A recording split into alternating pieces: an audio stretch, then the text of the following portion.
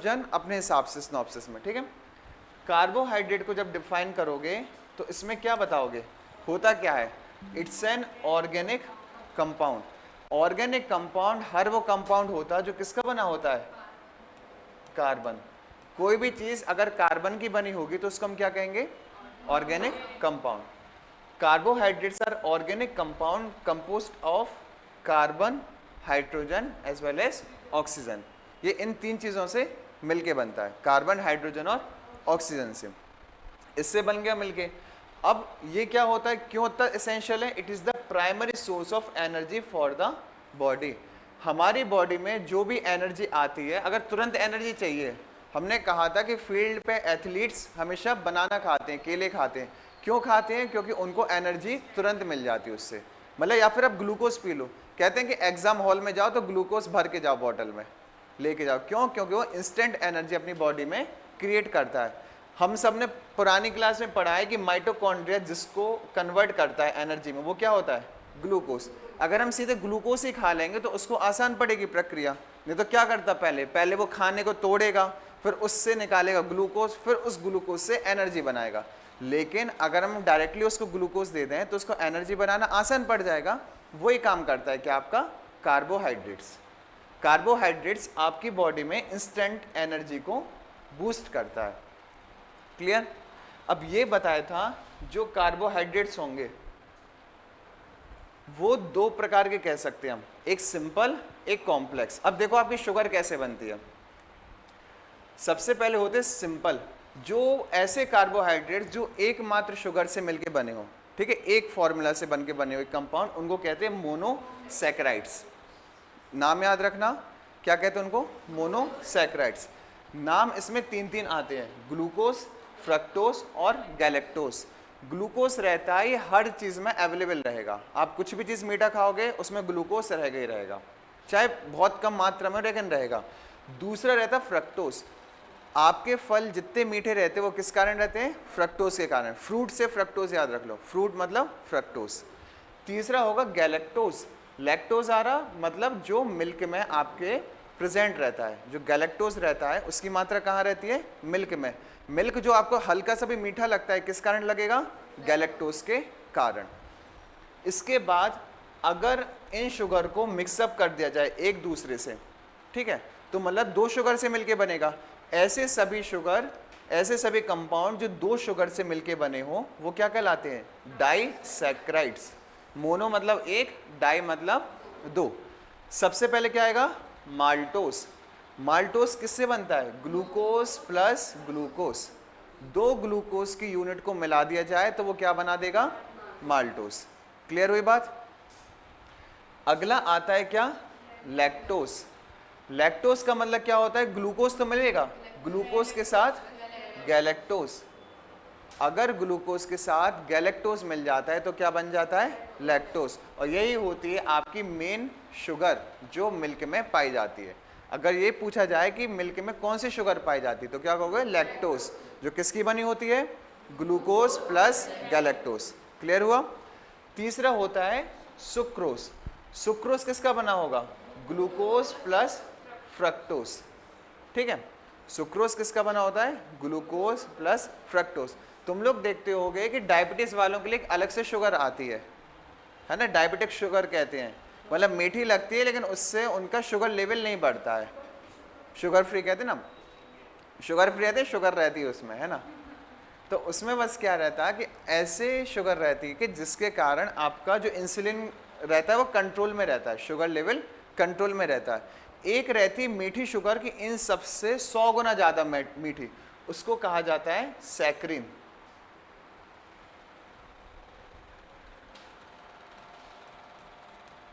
अरे अरे क्या कहा जाता है, सैक्रिन। सैक्रिन सबसे मीठी शुगर का नाम है, ये आर्टिफिशियली बनाई जाती है, ठीक है, बस ये याद रखना। तो मेन चीज अपन ने बांटी सिंपल शुगर को किसमें, मोनोसैकेराइड और डाइसैकेराइड। मोनो मतलब एक शुगर से मिलके बने, डाइसैकेराइड मतलब दो शुगर से मिलके बने। ग्लूकोज, फ्रक्टोज, गैलेक्टोज, ये हो गया। इसके क्या हो जाएंगे, माल्टोस, लैक्टोस और सुक्रोज, ठीक है। माल्टोस किसका बना था, ग्लूकोज और ग्लूकोज का। लैक्टोज किसका था? ग्लूकोज और गैलेक्टोज, है ना। और सुक्रोज किसका था? और फ्रक्टोज। क्लियर हुई बात? ठीक है। अगली चीज होती कॉम्प्लेक्स। कुछ ऐसे कंपाउंड होते हैं जो सिर्फ दो शुगर नहीं, बहुत सारे शुगर से मिलके बनते हैं, उनको हम क्या नाम देते हैं? पॉलीसैकेराइड्स। जो दो या दो से अधिक चीजों से मिलके बने वो क्या कहलाएंगे? दो से अधिक पॉलीसैकेराइड्स। तो इसमें आता है स्टार्च, फाइबर्स और ग्लाइकोजन। पेड़ जो खाने को डाइजेस्ट करते हैं और जिस फॉर्म में रखते हैं उसको हम क्या कहते हैं? स्टार्च। ठीक है, ये याद रखना कि पेड़ खाने को डाइजेस्ट करने के बाद जिस रूप में रखेंगे वो क्या कहलाएगा? स्टार्च। हमारी बॉडी खाने को जिस रूप में रखती है उसको क्या कहते हैं? ग्लाइकोजन। ठीक है, कोई भी हमारे मतलब एनिमल्स की बॉडी खाने को डाइजेस्ट करने के बाद जिस रूप में रखे वो क्या कहलाएगा? ग्लाइकोजन। और लास्ट होता है क्या? फाइबर्स। फाइबर्स जिस कारण आपकी मसल्स अच्छी होती हैं, ये होते हैं। सबसे ज़्यादा जैसे फाइबर कहा जाता है कि ककड़ी वगैरह खाया करो। सैलेड को क्यों कहा जाता है? क्योंकि उनमें फाइबर्स की मात्रा अधिक होती है। क्लियर? तो ये तीन चीज़ें अपन करते हैं कि पॉलीसैकेराइड मतलब ऐसे सभी शुगर कंपाउंड जो दो से अधिक से कंपाउंड से मिलके बने होते हैं। अब देखो इसी चीज़ को हम अगर लैंग्वेज में लिखेंगे तो क्या बोलेंगे? ठीक है, मोनोसैकेराइड पढ़ा था अभी, क्या लिखा था इसमें? सिंपलेस्ट फॉर्म है कंसिस्टिंग सिंगल शुगर, एक शुगर अकेले इसमें रखी रहेगी। जहां पे लिखना हो पॉज करना हो बता देना, ठीक है तुम लोग। डाइसैकेराइड क्या होता है? ऐसे सभी कंपाउंड जो दो शुगर यूनिट से मिलके बने होते हैं, वही चीज है।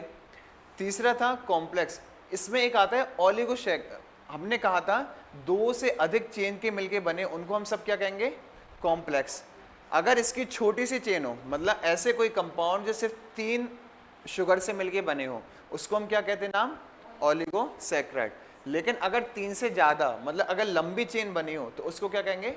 पॉलीसैकेराइड। तो आपको सिर्फ नाम जो याद रखना वो क्या है? पॉलीसैकेराइड। ऐसे सभी शुगर कंपाउंड जो दो से अधिक शुगरों से मिलके बने हो वो क्या कहलाएगा? पॉलीसैकेराइड। अब दो चीज़ देखो, एक चीज़ हमने पहले क्या पढ़ ली, होता क्या है, इसका फंक्शन, इसके टाइप्स क्या क्या होते। अब तीसरी चीज़ पढ़ेंगे, इसका सोर्स क्या होता। सोर्स, फंक्शन और डिफिशियंसी। कोई भी मिनरल या न्यूट्रिएंट्स होते हैं उसकी तीन चीज़ें याद रखना हमेशा। क्या क्या? सबसे पहले वो बना किससे होता है, ठीक है, कंपोजिशन। दूसरा उसके अगर टाइप्स हो तो वो देख लो, ठीक है। तीसरा क्या रहता है कि इसके सोर्स या फंक्शन, इसका सोर्स क्या है। चौथा हो गया इसके फंक्शन क्या है। और लास्ट में अगर ये हम नहीं खाएं तो हमको क्या डिसीजेस हो सकती हैं। ये पांच चीज़ें हमेशा देखी जाती किसी भी चीज़ में। ये पांच डायमेंशन कवर कर लिए, आंसर कहीं से बाहर नहीं जाएगा और तभी आपका कंप्लीट कहलाएगा। क्या क्या होता, क्या है मतलब किस चीज़ का बना होता है, उसके टाइप्स क्या होते हैं, उसका सोर्स क्या होता है, उसके फंक्शंस क्या होते हैं, और लास्ट उससे डिसीजेस क्या होती हैं अगर उसको नहीं लिया जाए।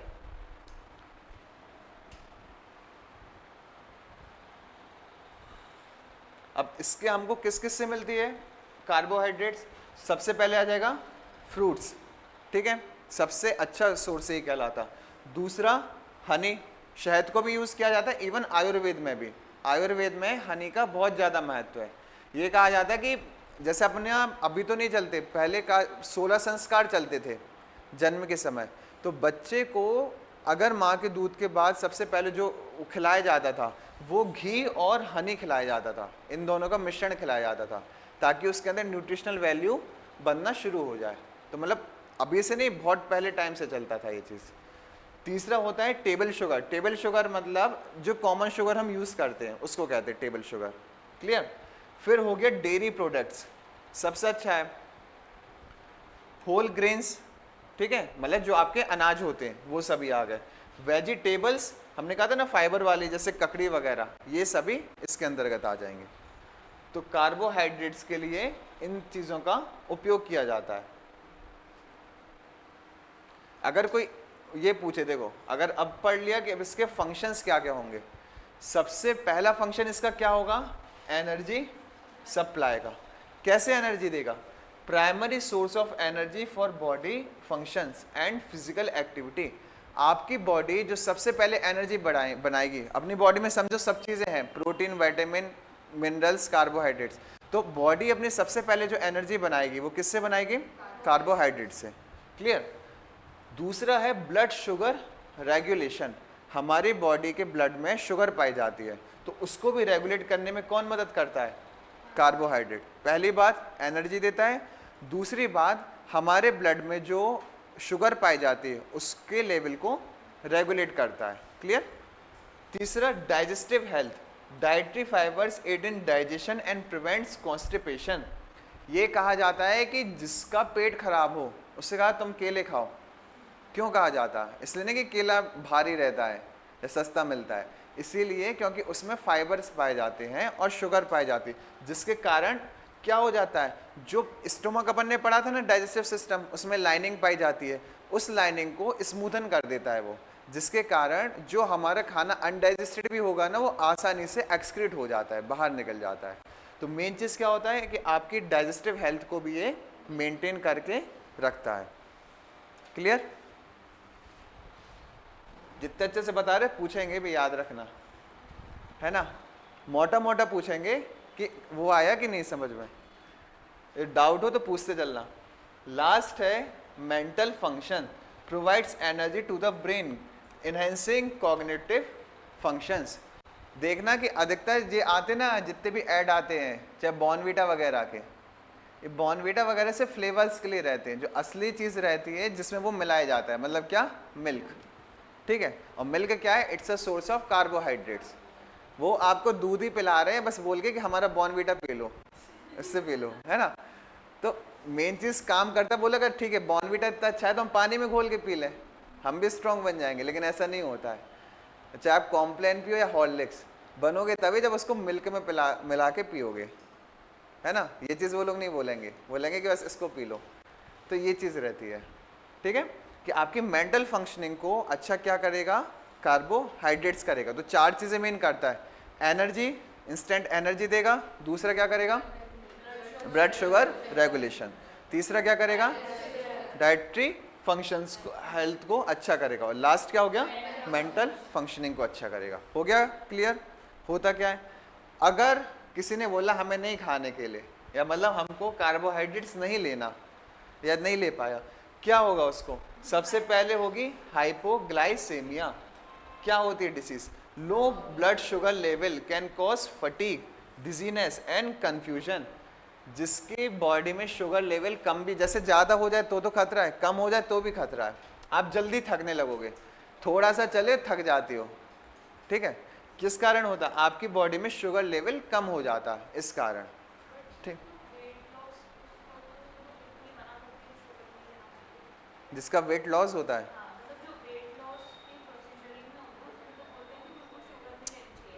ये इसलिए कहा जाता है क्योंकि उन लोगों में डायबिटिक का खतरा बढ़ जाता है, जो उनका इंसुलिन रहता है वो बहुत ही क्या कहते हैं लास्ट वनरेबल स्टेज पे रहता है, कि कभी भी बढ़ घट सकता है, इसलिए उनको कहा जाता है।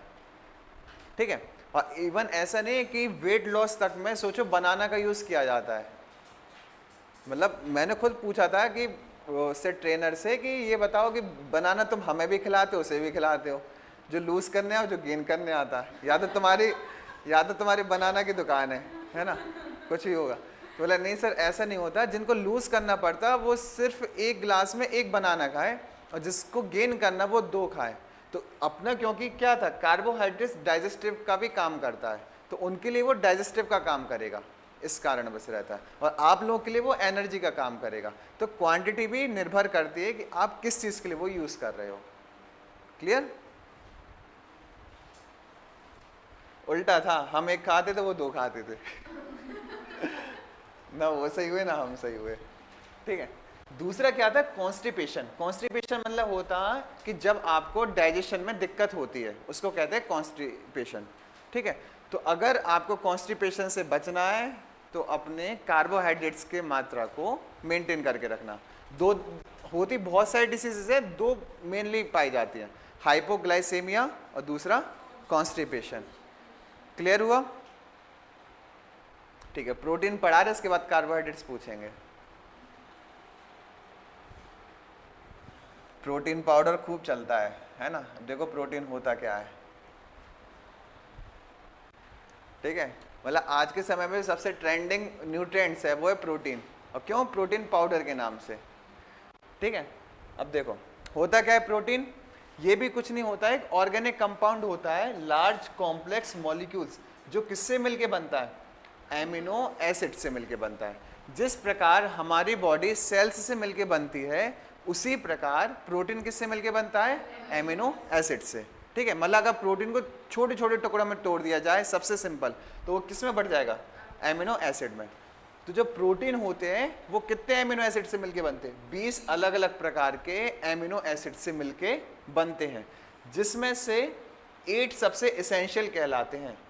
क्यों ऐसा कहा जाता है, 12 को क्यों नहीं कहा एसेंशियल?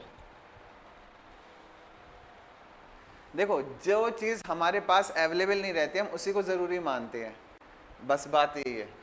20 में से 12 हमारी बॉडी खुद बना लेती है और 8 की इसको आवश्यकता पड़ती है कि बाहर से आप लो, इसलिए 8 को इसेंशियल प्रोटीन्स एमिनो एसिड्स कहा जाता है।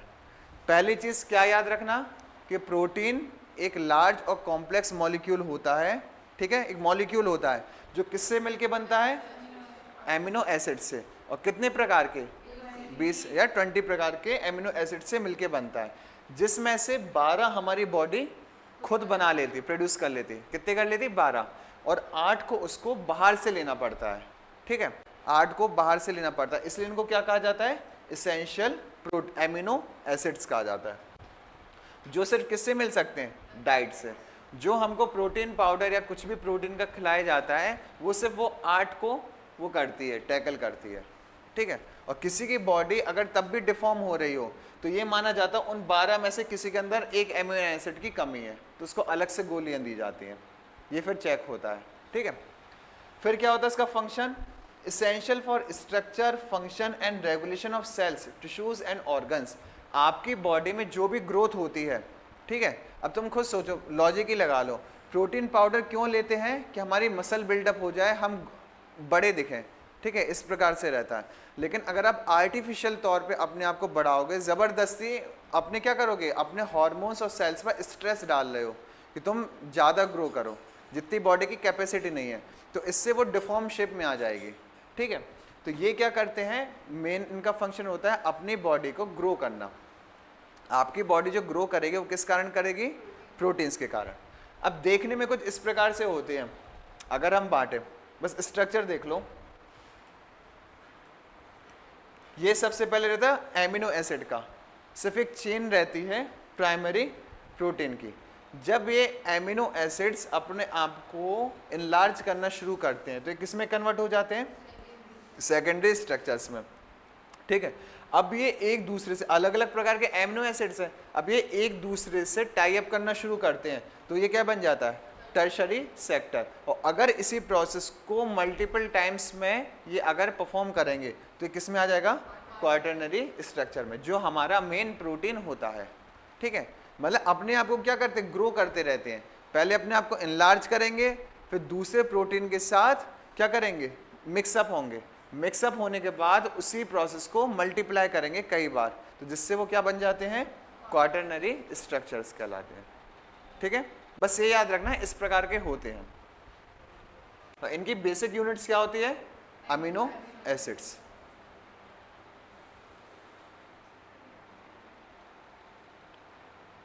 अब इसका देखो, सबसे पहले फंक्शन क्या होता है, इसके बाद हम, चलो पहले टाइप देखो फिर फंक्शन देखना।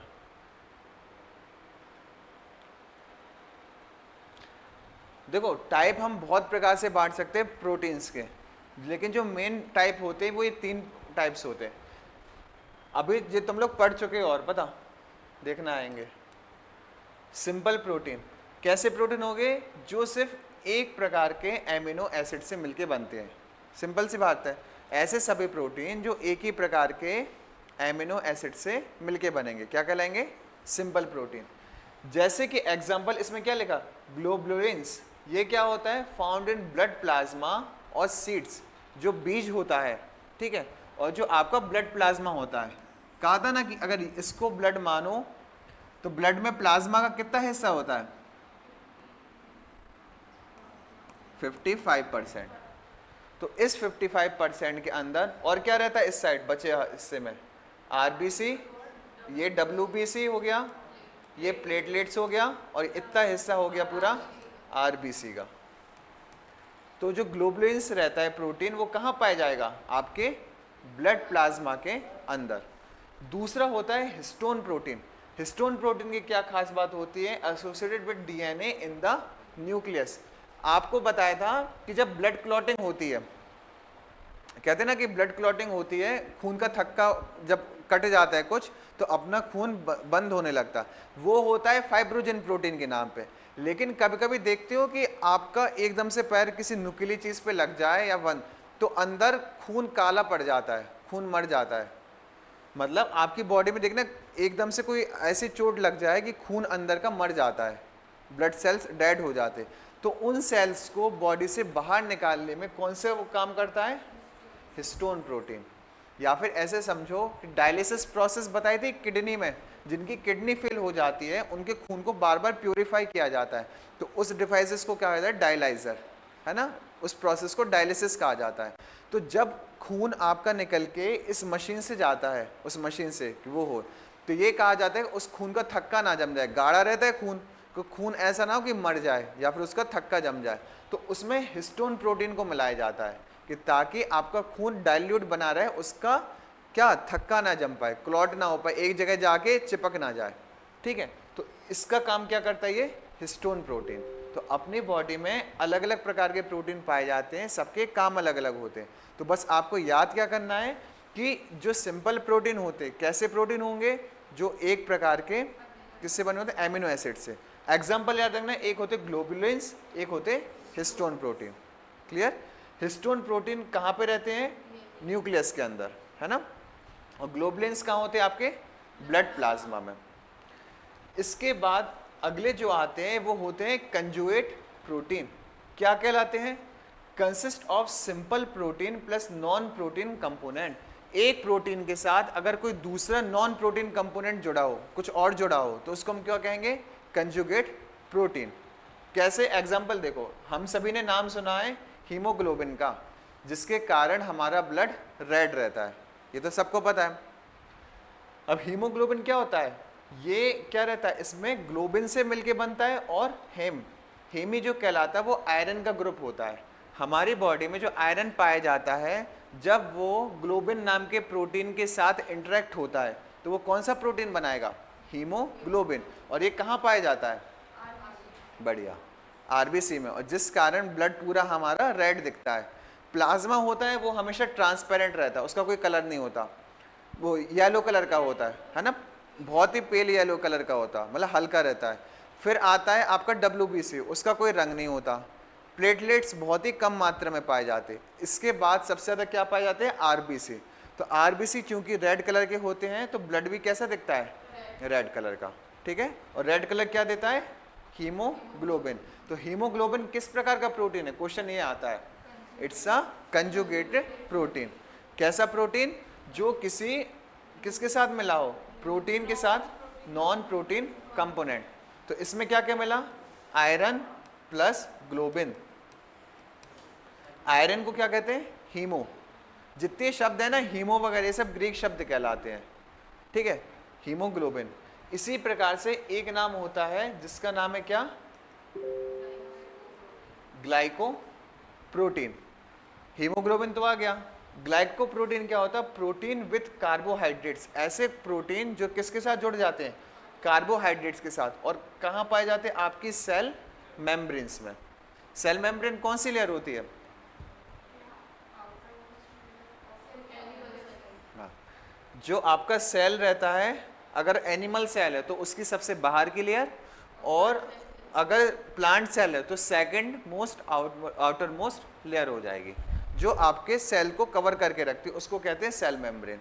ठीक है, तो ग्लाइकोप्रोटीन कहाँ प्रेजेंट रहेगा, सेल मेम्ब्रेन में, और हीमोग्लोबिन कहाँ प्रेजेंट रहेगा, ब्लड में या आरबीसी में।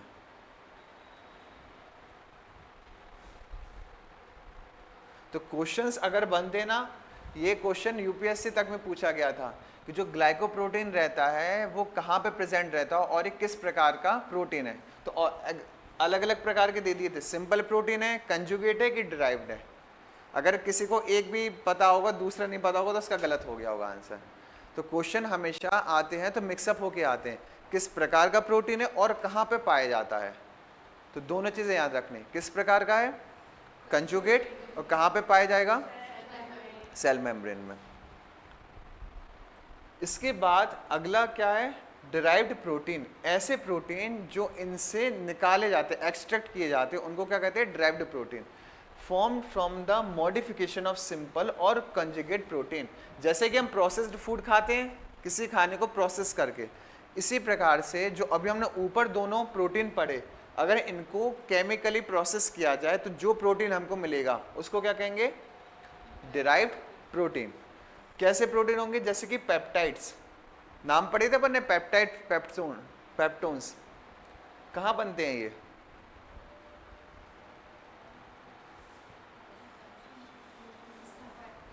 पढ़ चुके तुम लोग ये दोनों, स्मॉल इंटेस्टाइन स्टमक में जब हम प्रोटीन को ब्रेक करते हैं तो वो किस में टूटता था पेप्टाइड्स और पेप्टोन्स में, है ना। तो वही चीज़ है कि डिराइव्ड प्रोटीन्स क्या होते हैं, ऐसे प्रोटीन जो सिंपल या कंजुगेट प्रोटीन को मॉडिफाई करने के बाद मिलते हैं। एग्जाम्पल क्या हो गए पेप्टाइड्स या पेप्टोन्स, पेप्टोन्स बस याद रखना ठीक है।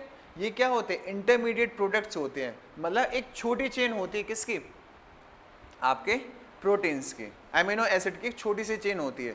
ये कब बनते हैं, जब हम कहते हैं ना कि हमने खाना खाया तो प्रोटीन मिला। अब खाना सीधे प्रोटीन को नहीं लेगा, उसको जो एमिनो एसिड चाहिए सिर्फ उस अकेले को लेगा। तो खाना किस में टूटेगा प्रोटीन पेप्टोन्स में, पेप्टोन्स में टूट जाता है। अब ये पेप्टोन जाता है आपके स्मॉल इंटेस्टाइन में और किस में टूट जाएगा, अच्छा एमिनो एसिड में, ये ब्रेक होता जाता है। दोनों चेन बनती है, पेप्टाइड्स और पेप्टोन्स दोनों प्रकार के बनते हैं। दोनों कैसे होते हैं ड्राइव्ड होते हैं। अब ये डिपेंड करता है कि वो छोटी चेन बनाएगा कि बड़ी चेन बनाएगा, है ये दोनों कंपाउंड उसके, है ना, मतलब फॉर्म दोनों होंगे।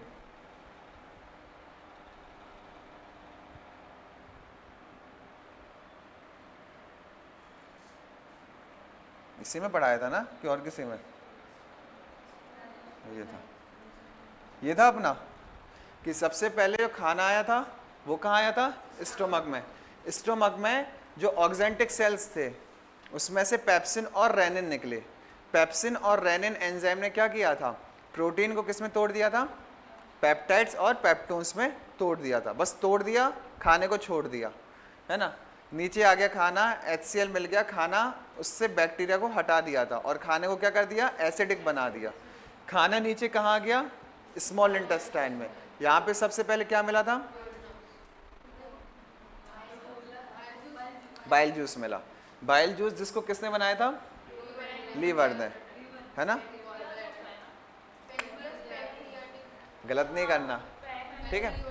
बाइल जूस मिलाया जो कैसे रहता है एल्कलाइन रहता है, इसने खाने को किस में कन्वर्ट कर दिया था बेसिक में, है ना। जो एसिडिक था खाना उसको बेसिक में बना दिया, एल्कलाइन कर दिया। अब क्या होगा, जो आपका रहेगा पैंक्रियास, वो क्या निकालेगा पैंक्रियाटिक जूस। उसमें से एक पाया जाता है ट्रिप्सिन, अमाइलेस और लाइपेस। तो ट्रिप्सिन क्या करता था, पेप्टोन्स वगैरह को किस में तोड़ता था, एमिनो एसिड में तोड़ देता था, ये बस करता था। तो प्रोटीन हम खाते हैं तो वो तीन प्रक्रिया से टूटता है। प्रोटीन सबसे पहले बनेगा पेप्टोन, पेप्टोन टूट के क्या बनेगा एमिनो एसिड, ये रहता है। क्लियर, मतलब सबसे सिंपल कर देते कि ब्लड अपना आसानी से न्यूट्रिएंट्स को अब इनटेक कर ले। क्लियर, आज इसके तुम लोग हैंडआउट्स ले जाना ध्यान से। अभी लास्ट कहाँ तक के मिले थे, न्यूट्रिएंट्स तक के, उसके बाद के नहीं मिले अभी। चलो आज दिलवा रहे, तो बता तो दिया करो। सैटरडे को पे कहाँ नहीं लेके गए, ठीक है, ये क्लियर हुआ। 3 प्रकार के प्रोटीन थे, कौन कौन से? सिंपल, कंजुगेट और ड्राइव्ड। सिंपल के एग्जांपल बताओ बिना देखे। ग्लोबिन और हिस्टोन। ग्लोबिन कहाँ पाया जाता था? ब्लड प्लाज्मा में। और हिस्टोन कहाँ पाया जाएगा? डीएनए या न्यूक्लियस में। क्लियर। दूसरा था कंजुगेट प्रोटीन। कैसे प्रोटीन होते थे? ठीक है, सिंपल प्रोटीन के साथ अगर कोई दूसरा कंपोनेंट जुड़ा हुआ होता है ना, जो प्रोटीन ना हो, उसको कहते थे। एग्जाम्पल एक याद रखना, हीमोग्लोबिन सबसे ज्यादा पूछा जाता है ना। और दूसरा क्या है? ग्लाइको प्रोटीन, है ना। तीसरा क्या हो गया? Derived protein. ये क्या होते हैं? ठीक है, इन दोनों को मॉडिफाई करके जो बनाए जाते हैं वो कहलाते हैं। इस ये बात क्लियर हुई सबको? अब जो बनाए जाते हैं इसका एग्जांपल क्या हो जाएगा? पेप्टाइड्स या पेप्टोन्स। ठीक है, इतना बनने लगा। अब देखो कि ये प्रोटीन हमको मिलते कहाँ कहाँ से है। ठीक है, अगर एनिमल सोर्सेस की बात की जाए, सोर्स फिर फंक्शन कर ले रहे है ना, सोर्स देख ले रहे फिर फंक्शन देख ले रहे। ठीक है, तो meat, fish, egg, dairy products, ये सभी इसके एग्जाम्पल होंगे जिससे प्रोटीन को लिया जाता है, इनटेक किया जाता है। जिसमें से फिश, अगर एनिमल सोर्स में की बात की जाए तो फिश को सबसे अच्छा सोर्स माना जाता है एमिनो एसिड का।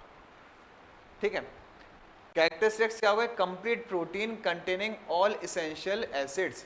ये इसलिए माना जाता है कि जो मछली होती है ना, ये कहा जाता है कि उसमें पूरे जितने के 20 के 20 होते हैं ना, सभी इसमें एमिनो एसिड्स पाए जाते हैं। 8 तो पाए जाएंगे, वो भी पाए जाएंगे बाकी सब, है ना, लेकिन खाना नहीं है ना, दूसरी चीज़ें भी है। दूसरा क्या हो गया? Plant source. प्लांट सोर्स क्या होते हैं? लेग्यूम्स। लेग्यूम्स मतलब क्या? जितनी भी आपकी दालें होती हैं वो सब कहलाते हैं।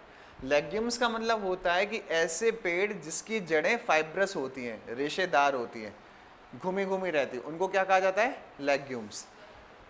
तो लेग्यूम्स हो गए, नट्स हो गए जैसे वॉलनट्स, बादाम वगैरह, अखरोट वगैरह, सीड्स, टोफू और सोयाबीन, ये सभी इसी के अंतर्गत आते हैं। जैसे एमपी को कहा जाता है सोया स्टेट। सबसे आधा अगर प्रोटीन किसी चीज़ में पाया जाता है तो वो होता है सोयाबीन। कितना कंटेंट रहता है? ओवर 65% पूरे उसमें, इतना ज़्यादा उसमें रहता है प्रोटीन। ठीक है, इसलिए आजकल देखना कि सोयाबीन की चीज़ें बहुत ज़्यादा बन रही, चिप्स से लेके हर चीज़, सब्जी तक, सब में सोयाबीन यूज़ हो रहा है। इवन पनीर तक बनता है सोयाबीन से, पता? जो पनीर खाना, कभी अगर बहुत सस्ता पनीर मिल रहा हो, है ना, और उस खाना और थोड़ा चबाने में रबड़ जैसा लगे, समझ जाना सोयाबीन का मिल रहा, ये रहता है।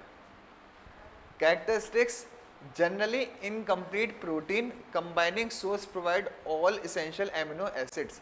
ये अगर सिंगल खाओगे तो आपको इनकम्प्लीट मिलेंगे, अगर इनको कंबाइन करके खाओगे तो आपको पूरे मिल जाएंगे। मतलब कुछ प्रोटीन रहेंगे वो लेग्यूम्स में रहेंगे, कुछ सीड्स में रहेंगे, कुछ सोयाबीन में रहेंगे। ठीक है, अगर इन सबको आप कंबाइनली खाते हो तो आपको सभी प्रकार के प्रोटीन मिल जाएंगे। तो इन जनरल क्या बताना चाह रहे हैं कि एनिमल सोर्सेस में ये लिख देना मीट, फिश, एग या डेयरी प्रोडक्ट्स। ठीक है, और इसमें क्या लिख दोगे प्लांट सोर्सेस में? तो लेग्यूम्स, नट्स, सीड्स, टोफू या सोयाबीन। इसके बाद इनसे जो इसके फंक्शन, सॉरी,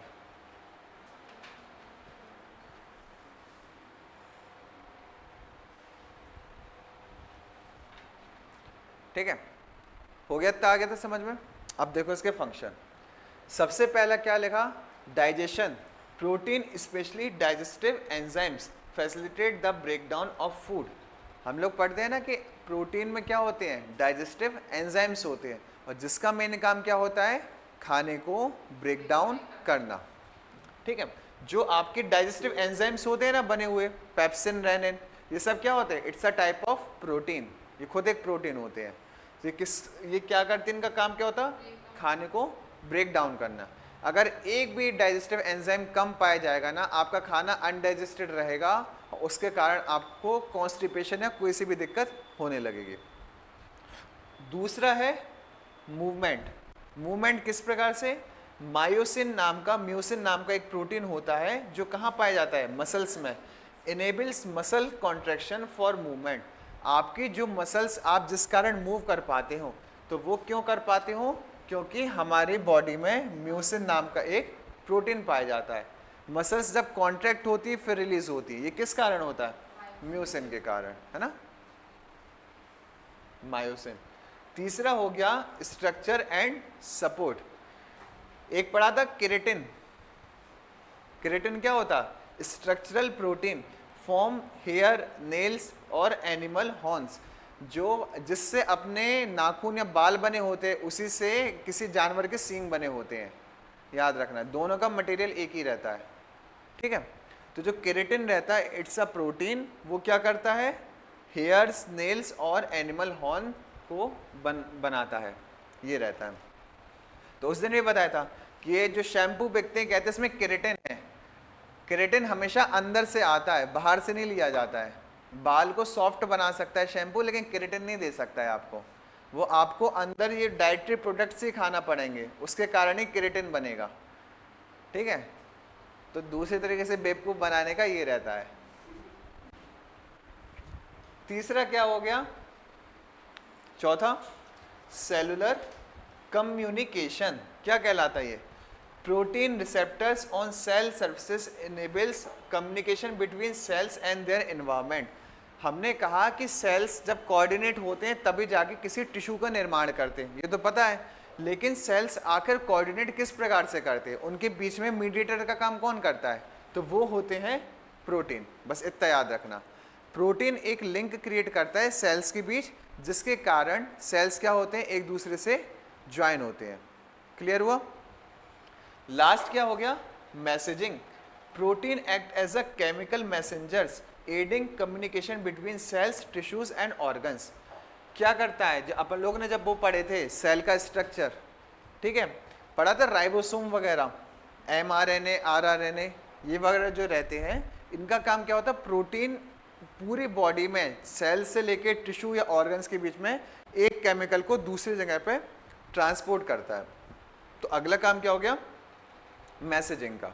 मतलब ये दोनों एक ही है, कॉमन पॉइंट है, सिर्फ इनको अलग अलग करके लिखा गया है। पहला काम जो सबसे मेन रहता है वो क्या रहेगा इसका, डाइजेशन का। दूसरा काम होगा मूवमेंट का। तीसरा होगा स्ट्रक्चर और सपोर्ट का। चौथा होगा सेलुलर कम्युनिकेशन। और एक और बात रखना कि बॉडी ग्रोथ एंड रिपेयरमेंट, इसमें लिखना भूल गए, बॉडी की ग्रोथ एंड रिपेयरमेंट, इसमें भी प्रोटीन का बहुत ही मेन रोल रहता है। क्लियर हुआ है ना। तो प्रोटीन भी लेना है।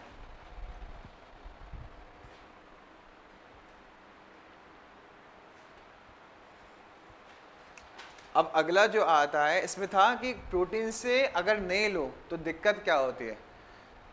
गूगल पे सर्च करना कभी जाके घर, क्वाशिरकोर और मरासमस, फिर देखोगे बहुत खतरनाक तस्वीर है। साउथ अफ्रीका के जो अधिकतर बच्चे होते हैं उनकी माँव में प्रोटीन कम पाया जाता है, जिस कारण बच्चों में कम होता है प्रोटीन। तो होते कि पैर पतले, हाथ बिल्कुल ही ज़्यादा पतले और पेट ऐसा फूला हुआ निकला रहता है, ठीक है। बिल्कुल कुपोषण से भी बहुत बुरी स्थिति होती है। मतलब इतने पतले पतले पैर कि सिर्फ हड्डियाँ के लिए दिखती हैं और पेट ऐसा फूला दिखता है उन बच्चों का, बाल नहीं रहते, कुछ वो ऐसे नहीं रहता। तो ये रहते kwashiorkor. Slimmed legs and hair hands of the children, ये अधिकतर बच्चों में पाई जाती है ना। अभी बच्चे वही बड़े हो जाते हैं तो वही बीमारी कंटिन्यू रहती है। तो क्या कहते हैं, क्वाशियोरकोर, नाम याद रखना, क्वाशियोरकोर।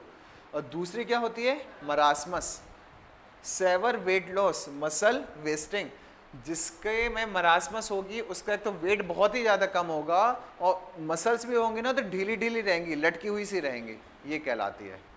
बहुत ही भयानक बीमारी होती है इसका, इसीलिए भारत बहुत सारे देशों में दाल को एक्सपोर्ट तक करता है और अपने देश में भी मंगाता है। अपन एक्सपोर्ट भी करते हैं, इंपोर्ट भी करते हैं दाल को। क्यों, जो न्यूट्रिएंट्स रिच दाल होती है ना वो आती रहे अपने देश में दूसरे देशों से, ठीक है, कि ताकि अपने प्रोटीन की कमी ना हो। प्रोटीन अगर कमी पड़ गई ऐसी बीमारियां होंगी जिसका इलाज पूरी ज़िंदगी भर चलता रहता है, ये हो जाता है। तो दो चीज़ें हमेशा याद रखना, दो बीमारी, क्वाशियोरकोर और मरासमस। कार्बोहाइड्रेट से किसकी कमी हुई थी? हाइपोग्लाइसेमिया। ठीक है, पढ़ लिया ना सबने? ठीक है, 2-3 क्वेश्चन ही पूछ रहे हैं, जिसको पता बस हाथ उठाना है ना।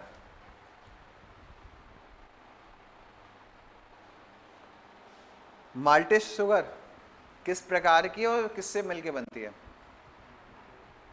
पीछे दोनों ग्लूकोज से मिलके बनती है। और किस में आती है? डाइसैक्राइड, है ना। ठीक है,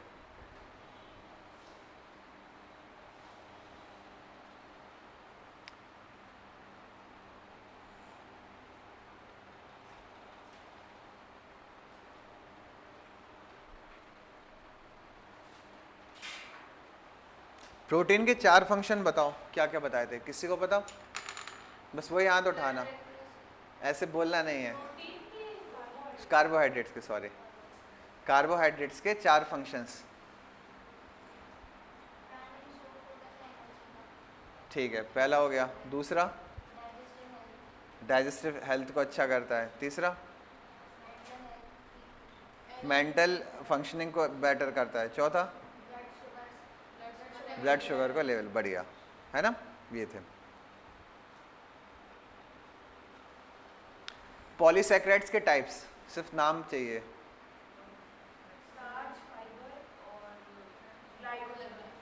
बढ़िया, स्टार्च, फाइबर और ग्लाइकोजन। गैलेक्टोज किस में पाया जाता? मिल्क में।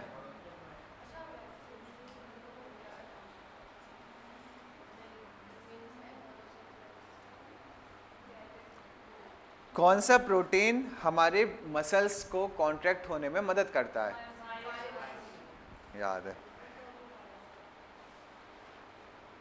अभी 2 पढ़े हैं ना, इसलिए आसानी से बता रहे। आओ आगे, अभी तो बता दोगे, थोड़ी देर में पूछेंगे। क्लियर हुआ ना ये? अगला जो है हमारा वो है फैट। ठीक है, याद रखना कि ठीक है, हर चीज़ जितनी ज़्यादा चाहिए पड़ती उतनी लिमिट में भी चाहिए पड़ती है। जिसकी जितनी आवश्यकता है उतनी लो, उतनी सही रहती है ना। चाहे वो आपका कार्बोहाइड्रेट्स हो, चाहे फैट हो, चाहे प्रोटीन हो या वाइटामिन हो। मात्रा कम होगी तो दिक्कत है, ज़्यादा होगी तो भी दिक्कत है। ठीक है, फैट्स में देखो क्या होता है। फैट क्या कहलाता है? It's a type of lipid. Lipid मतलब होता है एक मैक्रोमोलिक्यूल कहलाता है, micronutrient composed of fatty acids या ग्लिसरॉल। हम लोग पढ़ते थे ना क्या, ट्रिप्सिन, अमाइलेज और लाइपेज। जो लाइपेज नाम का एंजाइम रहता था वो फैट को किस में तोड़ता था? फैटी एसिड और ग्लिसरॉल में। क्लियर? तो जो आपका फैट होगा वो किससे मिलके बना होगा? फैटी एसिड और ग्लिसरॉल से, पहली चीज। दूसरी चीज, they are crucial for energy storage. वो क्यों आवश्यक है? सबसे पहली बात, एनर्जी को स्टोर करने के लिए। Cellular functioning and absorption of fat soluble vitamin. Upon vitamin पढ़ेंगे तो 2 प्रकार के होंगे, एक वाटर सॉल्युबल, एक होंगे फैट सॉल्युबल। ये समझो हमारी बॉडी में 2 प्रकार के लिक्विड पाए जाते हैं, एक वाटर और एक फैट। ठीक है, तो कुछ विटामिन ऐसे होते हैं जो सिर्फ पानी में घुलेंगे और कुछ विटामिन ऐसे होंगे जो किस में घुलेंगे? सिर्फ फैट्स में घुलेंगे। तो वो कौन से होते हैं? ए, डी, ई, के। Vitamin A, vitamin D, vitamin E, vitamin के, सब पढ़ेंगे, बस अभी नाम याद रखो। ठीक है, ये फैट सॉल्युबल होते हैं। तो अपन फैट्स को कैसे डिफाइन करेंगे कि फैट क्या होते हैं? ये लिपिड्स होते हैं, मैक्रोमोलिक्यूल होते हैं, लिपिड्स। ठीक है, जो कि किससे मिलके बने होते हैं? फैटी एसिड और ग्लिसरॉल से। ये हो गया। इसके बाद इनका जो मेन काम होते हैं वो 3 होते हैं, एनर्जी देना, सेलुलर फंक्शन को करवाना और साथ ही साथ absorption of fat soluble vitamins. Clear? अब अगर हम फैट को बांटे तो 3 भागों में बटेंगे फैट्स। ठीक है, अब देखना अपन खाते क्या है। सबसे पहला आता है सैचुरेटेड फैट्स। होते क्या है? Fatty acids with no double bond between carbon atoms. ये कार्बन है और कार्बन है, इनके बीच अगर डबल बॉन्ड नहीं पाया जाता इनके केमिकल कंपोजिशन में, ठीक है, समझो एक केमिकल है, इन सबका फॉर्मूला होता है, तो इसका जो फॉर्मूला होता है उसमें कार्बन कार्बन के बीच में क्या होता है, कोई भी डबल बॉन्ड नहीं होता। डबल बॉन्ड, सिंगल बॉन्ड हो सकता है, ये कहलाता है बॉन्ड। ये तुम लोगों ने 9th-10th में पढ़े होंगे, alkane alkene alkyne, single bond double bond triple bond, ये सब होते थे। तो इनने बोला अगर कार्बन एटम्स के बीच में डबल बॉन्ड नहीं होगा तो उन सभी को हम क्या कहेंगे, सैचुरेटेड फैट। देखो ये डेफिनेशन पूछी जाती है इसलिए अच्छे से याद रखना, नहीं तो हम सीधे एग्जांपल ही लिखवा देते। क्या बताओगे, ऐसे सभी फैट जिसके कार्बन के बीच में डबल बॉन्ड नहीं पाया जाता उसको हम क्या कहेंगे, सैचुरेटेड फैट। पहली चीज क्लियर हुई। अब ये मिलता किस चीज से है, एनिमल प्रोडक्ट्स। एनिमल प्रोडक्ट मतलब जैसे मीट, उसका मांस हो गया, बटर, चीज़, जो मिल्क मिलता है, मिल्क से जो बटर बनता है और चीज़ होता, फैट मिलता है खूब। कोकोनट ऑयल इसमें बहुत पाया जाता है ना, नारियल के तेल में। पाम ऑयल इसमें पाया जाता है, ठीक है। अब ये इसका हेल्थ इम्पैक्ट क्या होता है, हाई इंटेक, नाम याद रखना क्या बोले, high intake is link to increase cholesterol level. अगर आप इसका बहुत ही ज़्यादा क्या इंटेक करते हो तो क्या होगा, आपका कोलेस्ट्रॉल लेवल बढ़ जाएगा, जिसके कारण हार्ट डिसीजेस बढ़ जाएगी, कि आपको स्ट्रोक कभी भी हो सकता है, हार्ट स्ट्रोक जो कहते हैं ना, हार्ट अटैक आ गया।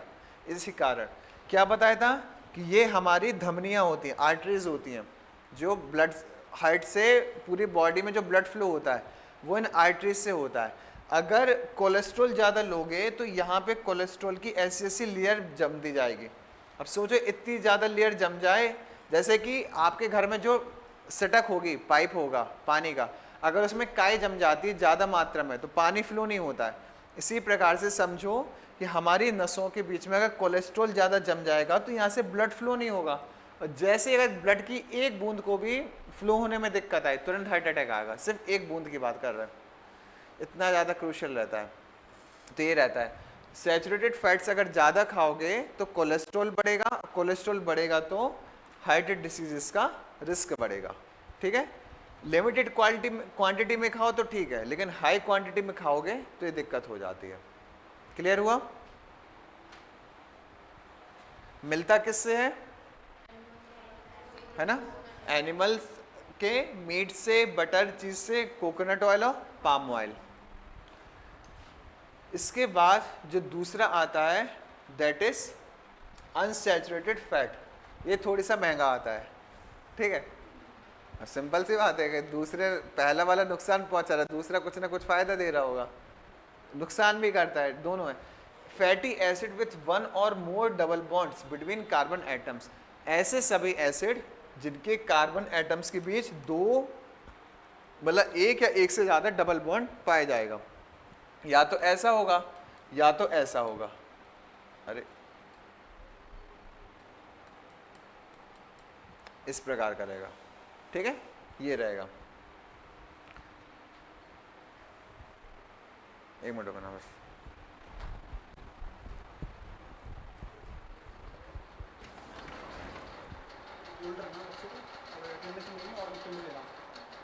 हो गया क्या प्रिंट? 12:30।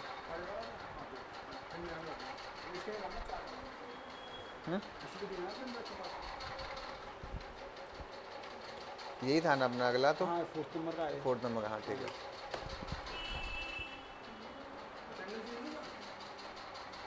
नहीं लिया अटेंडेंस, ओमन को भेज दो ना। देख क्या यहाँ बैठा होगा, CID देख रहा था।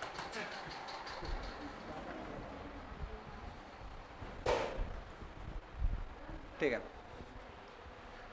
अरे यहाँ से प्रिंट तब कहता बोले वहाँ पे प्रिंट होने लगा हो, ठीक है। अब था अनसैचुरेटेड फैट। ये कैसे फैट होते हैं कि जिनके पास एक या एक से अधिक क्या हो, डबल बॉन्ड हो। सैचुरेटेड में बिल्कुल भी डबल बॉन्ड नहीं होगा, अनसैचुरेटेड में क्या होगा, एक से या एक से अधिक डबल बॉन्ड होंगे। पहली बात क्लियर। अब इसका क्या पढ़ेंगे, monounsaturated fats, one double bond, जिसमें सिर्फ एक डबल बॉन्ड पाया जाएगा, उनको हम क्या कहेंगे, मोनोसैचुरेटेड फैट्स। क्लियर। बात कोशिश करना यहीं पे पूरा याद कर लो, समझ लो। है ना, तो रिवीजन में बहुत आसानी पड़ेगी। सोर्स क्या होता है इसका, ऑलिव ऑयल, एवोकेडो और नट्स। एवोकेडो का फल बता सकते हैं, वो हम हिंदी में नहीं पता क्या कहते हैं इसको, है ना, अच्छा सा लगता है, सुंदर सा। ऑलिव ऑयल, एवोकेडो और नट्स, इससे हमको मिलता है। हेल्थ इम्पैक्ट क्या होता, can help reduce cholesterol and lower heart diseases. बोला था वही चीज़, अगर वो हार्ट डिसीजेस को बढ़ा रहा तो ये क्या करेगा, कोलेस्ट्रॉल लेवल को कम करेगा। क्लियर बात। सिर्फ दो चीज़ें याद रखना कि सिंगल डबल बॉन्ड होता है पहली चीज़, दूसरा मिलता किससे है, ऑलिव ऑयल और नट्स, एवोकेडो नट्स, है ना। ऑलिव ऑयल और पाम ऑयल में कंफ्यूज मत हो जाना। इसके बाद अगला आता है पॉली अनसैचुरेटेड फैट्स, मतलब वही है, एक से अधिक अगर डबल बॉन्ड पाया जाएगा तो उसको हम क्या कहेंगे, मल्टीपल डबल बॉन्ड्स पाया जाएगा तो पॉली अनसैचुरेटेड फैट्स। इतनी बात क्लियर हुई। इसके बाद सोर्स क्या होते हैं इसके, फैटी फिश, मतलब ऐसी फिश जिसमें फैट ज़्यादा पाया जाता हो, फिश हो गई, फ्लैक्स सीड्स हो गए और वॉलनट्स हो गए, अखरोट वगैरह, ठीक है, ये सब हो गए। हेल्थ इम्पैक्ट क्या होगा, includes essential fatty acids likes omega 3। तुम लोग देखते हैं कि डॉक्टर रिकमेंड करते हैं कि जिसके अंदर ओमेगा की फैटी एसिड्स की कमी हो तो उसको टैबलेट दी जाती है सीधे ओमेगा 3 की, ठीक है। तो ओमेगा 3 हो गया, ओमेगा 6 हो गया, beneficial for heart health and inflammation, जो आपको जलन होती है, ठीक है, उससे बचाने के लिए और साथ ही साथ आपके हार्ट को अच्छा रखने के लिए ये एसिड्स वो पाए जाते हैं, फैटी एसिड्स, ओमेगा 3 और ओमेगा 6, ठीक है। तो ये किससे मिलते हैं अपन को, फैटी फिश से या तो फ्लैक्स सीड से। फ्लैक्स सीड्स को हिंदी में क्या कहते हैं, अलसी शायद, है ना, हाँ। लिनसीड, लिनसीड क्या होता है, तिल, हाँ, फ्लैक्सीड मतलब अलसी, सही कहा। और वॉलनट्स, ठीक है। तो इनसे मिलता है हमको क्या पे, पॉली अनसैचुरेटेड फैट्स मिलता है। इसलिए देखते हैं बहुत सारे गांव में अभी भी लोग सुबह से भुंजी हुई अलसी खाते हैं, कारण वही है कि उनकी बॉडी में ओमेगा 3 और ओमेगा 6 मिलता रहे। अपने इसी को आजकल वो ओल्ड फैशन में आ गया है, बल्कि हमारे वो कहते हैं कि लोग क्यों इतने स्वस्थ रहते थे, यही कारण था, अलसी को आलसी बना दिया, क्यों, ठीक है। लास्ट होता है ट्रांस फैट्स, सबसे ज़्यादा खतरनाक। इसको हटाने के लिए WHO से हमने नाम सुना होगा, वर्ल्ड हेल्थ ऑर्गेनाइजेशन, है ना, इसके लिए पूरी वो है, WHO एक प्रोग्राम चला रही है जिसको कहते हैं रिप्लेस प्रोग्राम है ट्रांस फैट को हटाने के लिए। अब समझो होता क्या है ये, unsaturated fats with hydrogen atoms added to double bonded through process called hydrogenation. Unsaturated fats ऐसे होते हैं जिसमें हाइड्रोजन जुड़ा होता है, किसमें, to double bonds through a process of hydrogenation making them more solid. कोई कंपाउंड है, जैसे कि आपका ये ले लो, कार्बन कार्बन का कोई कंपाउंड है, ठीक है, इसके दोनों ये भरे हुए हैं, अरे चल जा,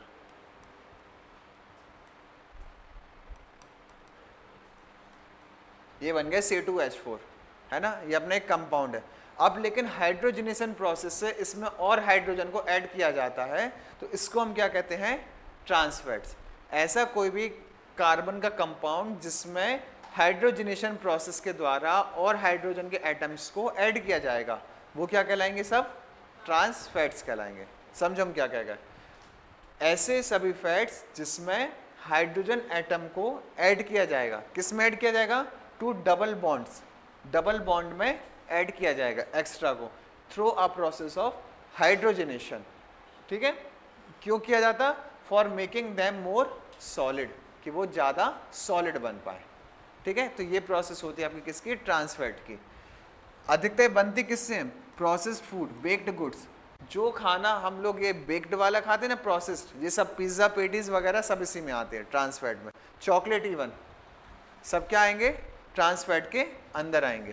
कैरेक्टरिस्टिक्स क्या होंगे इसके, often found in partially hydrogenated oil, ये कहते हैं ना वनस्पति घी, डालडा, सही भाषा में बोले तो सबने डालडा का खाया होगा कभी ना कभी, है ना, अभी भी यूज़ होता है, घर में कुछ बनना हो डालडा ले आओ, सबसे बढ़िया खजूर छाप, ठीक है। तो हाइड्रोजनेटेड ऑयल में सबसे ज़्यादा क्या पाया जाता है? Trans fat. इम्पैक्ट क्या होता है? वही रहता है, इंक्रीजेस कोलेस्ट्रॉल और हार्ट डिसीजेस को ये बढ़ा देता है। जो आपका अनसैचुरेटेड फैट करता था, सैचुरेटेड फैट, वही ये करता है कि आपका ट्रांस फैट करता है, लेकिन इसकी रेटिंग ज़्यादा तेज होती है एज कंपेयर टू आपके सैचुरेटेड फैट से। इतनी जल्दी अब घी खाने से आपको दिक्कत नहीं होगी जितनी जल्दी आपको इसको खाने से होगी, ट्रांस फैट को। क्लियर हुआ? रिफाइंड इसमें आएगा आपका, अनसैचुरेटेड में। हाँ, इसलिए नहीं कहा, जो हाइड्रोजनेटेड ऑयल होता है ना वो इसमें आ जाएगा। ये समझो वनस्पति घी होता है वो सिर्फ इसमें आ जाएगा। ठीक है, तो अगर तीनों के, इसमें मेन चीज क्या याद रखना, ये बना किससे होता है? तो हमने सबके बता दिया। सबसे पहले सैचुरेटेड, जिसमें एक भी कार्बन के बीच में डबल बॉन्ड नहीं होता। दूसरा वाला क्या था अपना? अनसैचुरेटेड, जिसमें एक या एक से ज़्यादा डबल बॉन्ड बस होते हैं। तीसरा था ट्रांस फैट, जिसमें क्या होता था? हाइड्रोजन ऐड रहता था डबल बॉन्ड के साथ। ये हो गया। अब तीनों के वो देखो कि सोर्स क्या थे। पहले वाले के क्या था? हाँ, फिश मीट वगैरह हो गए, और अगर डेयरी प्रोडक्ट्स हो गए, है ना, मतलब डेयरी प्रोडक्ट्स में क्या? चीज़ या बटर, है ना। दूसरा हो गया ये वाला अनसैचुरेटेड, तो इसमें मोनोसैचुरेटेड में क्या क्या आते थे? ऑलिव ऑयल या एवोकेडो। इसमें क्या क्या आते थे? पॉलीअनसैचुरेटेड, फ्लैक्सीड या वॉलनट्स, ये दोनों हो गए। इसके बाद ट्रांस फैट। ट्रांस फैट में क्या होता था? जितना भी आपका प्रोसेस्ड फूड होता है वो सभी इसके अंतर्गत आता था। ये बात क्लियर हुई? पहले वाला क्या करता था? कोलेस्ट्रॉल को बढ़ाएगा, अनसैचुरेटेड कोलेस्ट्रॉल को घटाएगा। ठीक है, और ट्रांस फैट क्या करेगा? ये भी बढ़ाएगा लेकिन और ज़्यादा स्पीड से, है ना। ये बस होता है। क्लियर हुआ दोनों का? तो ट्रांस फैट को ख़त्म करने के लिए WHO जो प्रोग्राम चला रही है उसको क्या नाम दिया गया है? रिप्लेस। बस याद रखना, PLACE।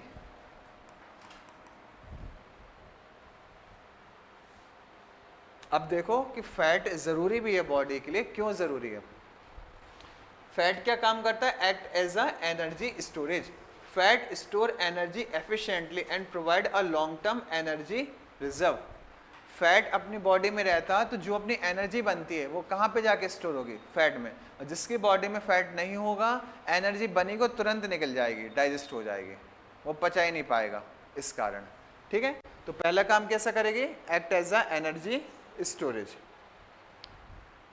दूसरा काम इसका क्या होगा? It act as a cell structure. Cell structure क्या होता है? Essential component of the cell membrane contribute to fluidity and flexibility. आपका जो सेल रहता है उसमें जो फ्लूइडिटी बनी रहती है, तरलता रहती है और फ्लेक्सिबिलिटी रहती है, वो किस कारण रहती है? फैट के कारण। सेल के स्ट्रक्चर में जो फ्लूइडिटी और फ्लेक्सिबिलिटी रहती है वो किसके कारण होगी? फैट के कारण। और ये कहाँ पाई जाएगी? इसके सेल मेम्ब्रेन में। क्लियर हुआ?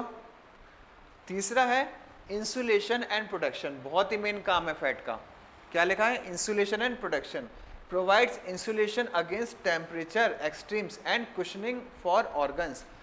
जिसके में फैट अगर सही मात्रा में होगा तो एकदम से अगर ठंडे इलाकों में भी चला जाएगा ना, वो बीमार नहीं पड़ेगा, तुरंत उसको सर्दी नहीं लगेगी, क्योंकि उसकी बॉडी इंसुलेटिंग का काम करेगी कि पूरे टेम्परेचर, एक मोटी लेयर रहेगी तो वो उसको जितनी ठंडी रहेगी ना उसको अंदर आने नहीं देगी बॉडी के अंदर, ये काम करेगी।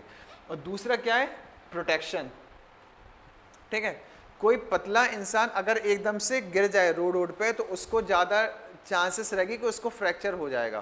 ठीक है, और कोई अगर मोटा इंसान अगर गिरेगा तो उसको कम चांसेस रहेगी कि उसको लगे, मतलब उसकी हड्डियों में फ्रैक्चर आए। क्यों? क्योंकि वो उसका किस काम करेगा? एज अ कुशनिंग, कुशन करेगा उसके ऑर्गन्स के लिए, ये काम रहता है। क्लियर हुआ? अगला है विटामिन एब्जॉर्प्शन। पहले अपन देख चुके हैं कि ये एब्जॉर्ब करता है फैट सॉल्युबल विटामिन्स को, जैसे कि कौन कौन से होते हैं? A, D, E, K। ठीक है, और लास्ट होता है हार्मोन प्रोडक्शन। जो हमारी बॉडी में हार्मोन्स बनते हैं, involve in the synthesis of hormones like steroid hormones. लोग बहुत से बाहर से स्टेरॉइड लेते हैं, आपने नाम कहीं ना कहीं सुना होगा स्टेरॉइड का। बाहर से लेना हमेशा खतरनाक होता है स्टेरॉइड, क्योंकि ये फैट की मात्रा को बहुत तेजी से बढ़ाता है। अगर बॉडी अपने आप स्टेरॉइड बना रही है तो सही है, लेकिन अगर बाहर से लिया तो दिक्कत कर जाती है। ठीक है, तो ये मेन इसके 5 काम है, सिर्फ वो याद रखना। पहला एनर्जी स्टोरेज, दूसरा सेल स्ट्रक्चर को फ्लेक्सिबिलिटी देता है। ठीक है, तीसरा क्या हो गया, इंसुलेशन एंड प्रोटेक्शन। चौथा क्या हो गया, विटामिन एब्जॉर्प्शन। और लास्ट क्या हो गया, हार्मोन प्रोडक्शन। हो जाएगा। अब देखो जो अभी चीज अपन ने पढ़ी थी ना ऊपर, सब में एक साथ पढ़ी थी, उसी को अलग तरीके से लिख के कर दिया कि अगर हम एनिमल सोर्सेस की बात करें, वहां हमने कैटेगराइज में बांटा था। अगर हम पर्टिकुलरली बात करें तो एनिमल सोर्सेस से कैसे फैट मिलेगा, तो मीट, डेयरी प्रोडक्ट, बटर, है ना। और ये अधिकतर कैसे होते हैं, सभी के सभी सैचुरेटेड फैट्स होते हैं। प्लांट्स में, अरे यार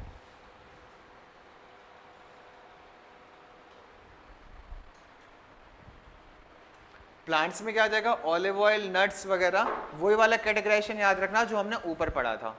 ठीक है, और प्रोसेस्ड फूड में ये migraine, snack foods, baked good छोड़ो। डिसीजेस में सबसे पहले जो होती है वो होती कार्डियोवास्कुलर डिसीज। सिंपल भाषा में तो heart disease can include chest pain, heart attack या स्ट्रोक। आपके सीने में जो एकदम से दर्द उठता है, हार्ट अटैक होता है, स्ट्रोक आता है, वो इसी कारण आएगा। ओबेसिटी या जिसको अपन कहते हैं मोटापा, किस कारण होगा, इसी कारण। Increases risk of type 2 diabetes. Bharat में देखो, अमेरिका में तो सबसे ज़्यादा है ओबेसिटी का, अगर कहा जाए वहाँ का औसतन 50% जो लोग हैं, हर 2 में से 1 लोग ओबेसिटी है, उनको मोटापा है। और जिस कारण क्या होता है, अगर ओबेसिटी बढ़ेगी तो आपको टाइप 2 डायबिटीज़ होने का सबसे ज़्यादा खतरा रहेगा। ठीक है, और दूसरा हाइपरटेंशन। हाइपरटेंशन क्या कहलाता, जिसका बीपी जल्दी बढ़ जाता है। अगर आपको हाइपरटेंशन रहेगी तो आपका ब्लड प्रेशर जल्दी बढ़ जाएगा। तो फैट के कारण 3 दिक्कतें होती मेनली, कार्डियोवास्कुलर, दूसरा ओबेसिटी, और तीसरा हाइपरटेंशन या डायबिटीज। क्लियर।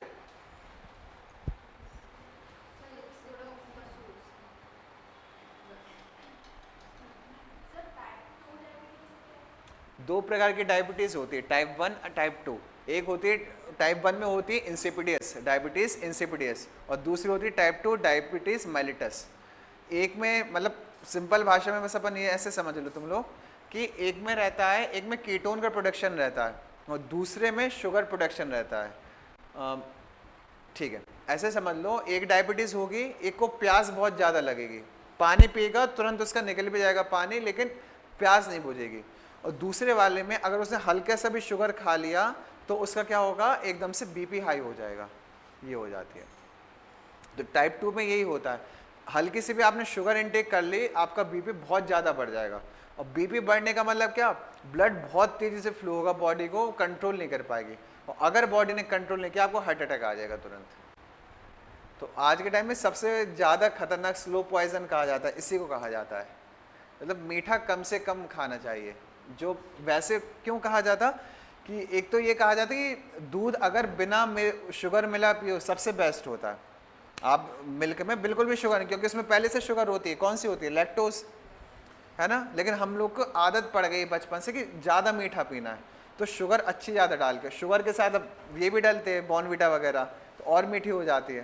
ठीक है, बल्कि गांव में क्या होता है अभी भी कि जो शुगर ये होता है इसमें गुड़ डाल के पिया जाता है। दूध में या तो गुड़ डाल लो या तो दालचीनी डाल लो, इस कारण कि ये दोनों आपकी बॉडी को ही अच्छा करेगी, वो नहीं करेगी खराब। तो कोशिश तुम लोग खुद क्या करो कि कम से कम शुगर को इनटेक करो, तो बाद में जाके बहुत बड़ी बड़ी प्रॉब्लम्स हो जाती हैं। अभी अपनी बॉडी सेल्स बनाती जाए रेगुलर तो दिक्कत नहीं है, जिस दिन से उसने स्पीड स्लो करी दिक्कतें शुरू। क्लियर।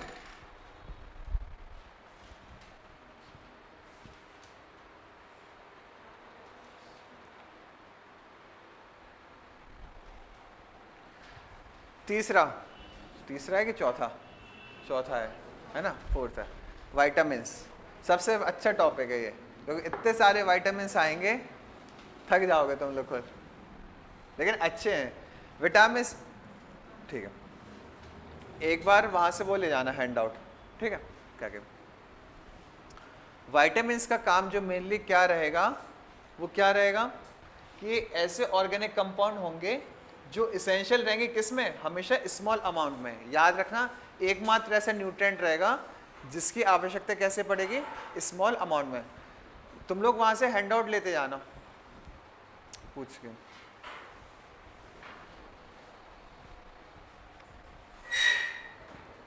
ठीक है, विटामिन्स क्या होंगे, ऐसे सभी न्यूट्रिएंट्स होंगे जो ऐसे ऑर्गेनिक कंपाउंड होंगे जिसको स्मॉल अमाउंट में हमें लिया जाता है। लिया क्यों जाता है, फॉर वेरियस फिजियोलॉजिकल फंक्शंस, ठीक है, and overall health. They can not be synthesized by body in sufficient quantities. यहाँ पे हमको दो बातें पता चलती है कि विटामिन एक ऐसे मिनरल्स होते हैं जिनको बहुत ही कम मात्रा में लिया जाता है, पहली चीज़।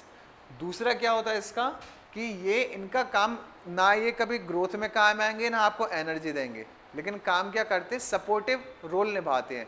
जैसे कि हमारी बॉडी में हार्मोन्स होते हैं, वो अच्छे से चलें, जो दूसरी प्रोसेस होती है उसमें सपोर्ट करने का काम क्या करेंगे, विटामिन्स करेंगे, ठीक है। और ये हमेशा स्मॉल क्वांटिटी में लिए जाते हैं, ये बात याद रखना। अब जो हमने बताया था कि विटामिन को हम दो भागों में बांट सकते हैं, पहला होगा वाटर सॉल्युबल, दूसरा होगा फैट सॉल्युबल। जो वाटर सॉल्युबल होंगे वो दो प्रकार के होते हैं, विटामिन बी और विटामिन सी, ठीक है। विटामिन बी और विटामिन सी कैसे होंगे, वाटर सॉल्युबल, घुलनशील, पानी में जो जल्दी मिक्सअप हो जाते हैं। तो ये विटामिन हमको तुरंत के तुरंत चाहिए पड़ते हैं। क्या करते हैं, क्यों कहा जाता है कि संतरा या कोई भी फ्रूट खाओ उसके बाद पानी मत पियो, गला खराब होता है? नहीं, गला तो ठीक है, आपने साइट्रस फ्रूट्स खाए, आपकी बॉडी में पहले से पानी रहता है, वो पूरा जाके विटामिन आपकी बॉडी में मिल गया, और जैसे ही आपने पानी पिया जो विटामिन मिला था वो सीधे सीधे यूरिन में चला जाएगा और बाहर निकल जाएगा। तो जिस कारण आपने फल खाए थे, न्यूट्रिएंट्स मिले, वो नहीं मिल पाएंगे और विटामिन पूरा का पूरा बाहर निकल जाएगा। तो इसलिए इनको क्या कहा जाता है, वाटर सॉल्युबल विटामिन। फिर होते हैं फैट सॉल्युबल, ऐसे विटामिन जो फैट में मिल जाते हैं। कौन कौन से, ए, डी, ई और के। सिर्फ नाम अभी याद रखना, कौन कौन से, ए, डी, ई, के, है ना। याद नहीं हो रहा, कीड़ा याद रख लो, के, ई, डी, ए, कीड़ा याद रहेगा, है ना। तो याद रहेगा कि होता क्या है, ए, डी, ई का कीड़ा याद कर लो। तो विटामिन के, विटामिन ई, विटामिन डी और विटामिन ए, ये किस में मिल जाते हैं, फैट में। फैट में कीड़ा होता है ना, ऐसे याद रख लो। अब देखो क्या होते हैं, सबसे पहला जो हमने पढ़ा,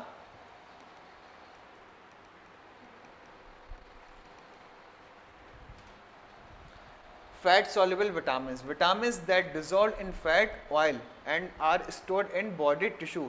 ऐसे विटामिन जो फैट में तो स्टोर होते हैं, ठीक है, ठीक है। ऐसे विटामिन जो क्या करते हैं, फैट में डिसॉल्व होते हैं और स्टोर कहाँ होते हैं, हमारे बॉडी के टिश्यूज में। मतलब जहाँ फैट स्टोर होंगे वहीं पे ये स्टोर होंगे, ठीक है। पहला कौन सा होता है, विटामिन ए, नाम क्या कहलाता है, रेटिनॉल। ये नाम याद रखना, सीधा सीधा पूछा जाता है विटामिन ए को क्या कहा जाता, क्या कहा जाएगा, रेटिनॉल। पहली चीज, तीन चीजें इसकी देखेंगे हर विटामिन की, इसका सोर्स क्या है, इसका फंक्शन क्या है, और अगर ये हमें नहीं मिला तो हमको दिक्कत क्या है। तीन, हर चीज के तीन चीजें होगी। विटामिन ए का काम क्या होगा, वो सोर्स क्या होगा, लीवर। लीवर खाते हैं, बता रहे कि बहुत ही अलग चीज है, छोड़ो, ठीक है। लीवर, कैरेट्स, तुम लोग यहाँ से पढ़ना, ठीक है। कैरेट, स्वीट पोटैटो, स्पिनच, ये सब होता है, ठीक है। तो जो आपकी कैरेट कहा जाता है आंखें अच्छी हो जाएंगी, कैरेट खाया करो, इसी कारण। तो कैरेट हो गया, स्वीट पोटैटो, स्वीट पोटैटो क्या होता, मीठा आलू, शकरकंद, अच्छा ठीक है, हाँ, और स्पिनच, ठीक है, ये तो हो गया। फिर दूसरा हो गया फंक्शन, इसके क्या क्या होते हैं, ये तो पता चल गया मिलते किससे। फंक्शन में आ जाएगा विजन, सबसे ज़्यादा आँखों के लिए सबसे ज़्यादा ज़रूरी होता है विटामिन ए, है ना, हमने कम खाया था थोड़ा। फिर हो गया विजन, फिर क्या हो गया, इम्यून फंक्शन, आपका जो इम्यून फंक्शन है वो अच्छा करता है, ठीक है, मतलब जिसने अच्छे से विटामिन ए लिया उसका इम्यून सिस्टम हमेशा स्ट्रांग रहेगा, जल्दी बीमार नहीं पड़ेगा। और तीसरा होता है स्किन हेल्थ, देखना जितने भी स्किन प्रोडक्ट्स आ गए उसमें कैरेट का नाम विटामिन ए हमेशा लिखा होता। आपकी स्किन कहते हैं ग्लोइंग त्वचा, इसी कारण होती है, स्किन ग्लो करेगी, आप विटामिन ए लोगे, बाहर से लगाओगे तो बाहर ही बाहर रहेगा, अंदर से खाओगे तो अच्छे से ग्लो करेगी, ये रहता है, ठीक है। नहीं खाओगे तो दिक्कत होगी, पहली दिक्कत नाइट ब्लाइंडनेस, रात को कुछ नहीं दिखेगा, मतलब ऐसे लोग भी होते हैं रात को उनको कम दिखने लगता है, किस कारण, विटामिन ए की कमी रहती है। ये पूछा जाता है कि किस बीमारी के कारण रात को कम दिखता है, तो वो क्या है, विटामिन ए। दूसरा ड्राई स्किन, आपकी स्किन ड्राई हो जाएगी। इंक्रीज इन्फेक्शन ऑफ रिस्क, अब देखो जो जो इसके फंक्शन होते थे सबका उल्टा लिखा है। विजन अच्छा होगा, नहीं खाओगे तो नाइट ब्लाइंडनेस हो जाएगी। इम्यून अच्छा रहेगा, नहीं खाओगे तो इन्फेक्शन जल्दी हो जाएगा, ठीक है। स्किन हेल्थ अच्छी बनेगी, नहीं लोगे तो ड्राई स्किन हो जाएगी, ठीक है। तो क्रीम की जगह विटामिन ए खाना है, गाजर खाना है, ठीक है, क्रीम नहीं खाना। क्लियर हुआ। अब दूसरा आता क्या, विटामिन डी, जिसका नाम होता है कैल्सीफेरॉल। विटामिन डी समझ लो दूध में होता है, तो कैल्शियम है ना। मिलता किससे सबसे अच्छा, जादू, जैसे कहते हैं धूप, तो धूप ले लो। धूप भी कितनी अच्छी हो, कितने बजे तक की धूप अच्छी होती है, बढ़िया, सिर्फ 10 बजे तक, ठीक है। उसके बाद यूवी रेस ज़्यादा क्वांटिटी में आने लगती हैं। तो sunlight, fish, fortified dairy products, fortified dairy product मतलब जी आपका दही वगैरह, दही घी वगैरह ये सब कहलाते हैं, इससे मिलता है। दूध तो सबसे बेस्ट है। फिर है फंक्शन, कैल्शियम एब्जॉर्प्शन, अपनी बॉडी में कैल्शियम को क्या करने में मदद करता है, एब्जॉर्ब करने में मदद करेगा, और बोन की हेल्थ को अच्छा करेगा। क्लियर हुआ। बीमारी कौन कौन सी होती है, तो सबसे पहले होती है रिकेट्स, ये बच्चों में पाई जाती है, ठीक है। और क्या होगा, ऑस्टियोमलेशिया, ये बड़ों में पाई जाती है। जहाँ भी ऑस्टियो नाम आए समझ लेना हड्डियों से रिलेटेड बीमारी है। अगर आपकी बोन्स की स्ट्रेंथ वीक होने लगी, हड्डियाँ कमज़ोर होने लगी, तो उसको क्या कहेंगे, ऑस्टियोमलेशिया, ठीक है, ये बड़ों में होती है। और वीक बोन्स मतलब वही है, सिंपल सी बात है, आपकी हड्डी कमज़ोर होने लगेगी अगर विटामिन डी की कमी होगी। इसको बच्चों में जो होती है उसको क्या कहा जाता है, रिकेट्स। मिलता किससे है, तो डेयरी प्रोडक्ट से, कोई भी एक दो याद रख लो, है ना, और सनलाइट से। फंक्शन क्या होते हैं, कैल्शियम एब्जॉर्प्शन और बोन की हेल्थ को अच्छा रखना। बीमारी क्या होगी, तो रिकेट्स, और क्या होगा, osteomalacia.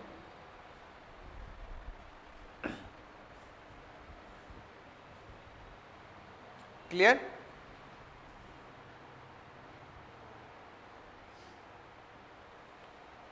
The next one is E, vitamin E. तो क्या हो गया, टोकोफेरॉल, नाम याद रखना। ई का मतलब क्या हो गया, टोकोफेरॉल, ठीक है। जो लोग ज़्यादा टोकते हो ना विटामिन ई की कमी रहती है, ऐसे याद रख लो, ठीक है। तो टोकोफेरॉल। सोर्स क्या होंगे, nuts, seeds, vegetable oil, green leafy vegetables. सिर्फ याद रखना वेजिटेबल्स खाने से सही हो जाता, इतना एक कोई याद रखना, सोर्स बहुत सारे होते, लेकिन इसलिए इतने सारे दिए कि तुम लोग एक दो तो याद रख ही लो, ठीक है। बस उल्टा नहीं कर देंगे, डेयरी प्रोडक्ट्स लिख दिया, है ना। फंक्शन क्या हो गया, एंटीऑक्सीडेंट, ये एंटीऑक्सीडेंट होता है, प्रोटेक्ट सेल मेम्ब्रेन, जो हमारी बॉडी में जलन होने लगती है उसको रोकने का काम करता है ये विटामिन ई, एंटीऑक्सीडेंट होता है। और दूसरा क्या होगा, सेल मेम्ब्रेन की प्रोटेक्शन करता है। अगर जिसमें इसकी कमी होती है तो उसको क्या होती है, न्यूरोलॉजिकल प्रॉब्लम्स, जो आपके न्यूरॉन्स होते हैं दिमाग में, नर्वस सिस्टम, उसमें जो प्रॉब्लम्स होती शुरू, वो इसकी कमी के कारण शुरू हो जाती है। और दूसरा क्या होता है, मसल्स वीकनेस, आपकी मसल्स वीक होना शुरू हो जाएंगे। तो अगर ई का, विटामिन ई की बात करें, पहला फंक्शन एंटीऑक्सीडेंट्स, दूसरा फंक्शन सेल मेम्ब्रेन को प्रोटेक्शन देना। दिक्कत क्या होगी, न्यूरोलॉजिकल प्रॉब्लम्स और मसल वीकनेस। क्लियर? इसके बाद आएगा विटामिन के, जिसको कहते हैं फिलोक्विनिन। के को क्या कहते हैं? फिलोक्विनिन। नाम याद रखना, पूछे जाते हैं सीधे सीधे, ठीक है। ए को क्या कहते थे? बढ़िया। सी को? सी बताए नहीं अभी। हाँ, ठीक है। डी को कैल्सीफेरॉल, ठीक है।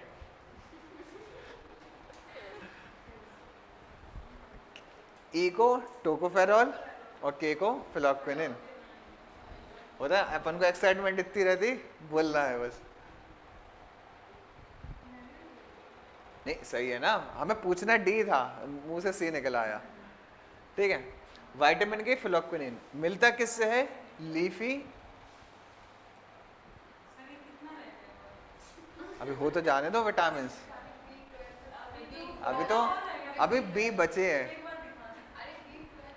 अभी हमें लगा बी बचा है, ये तो छोटे छोटे हैं। आराम से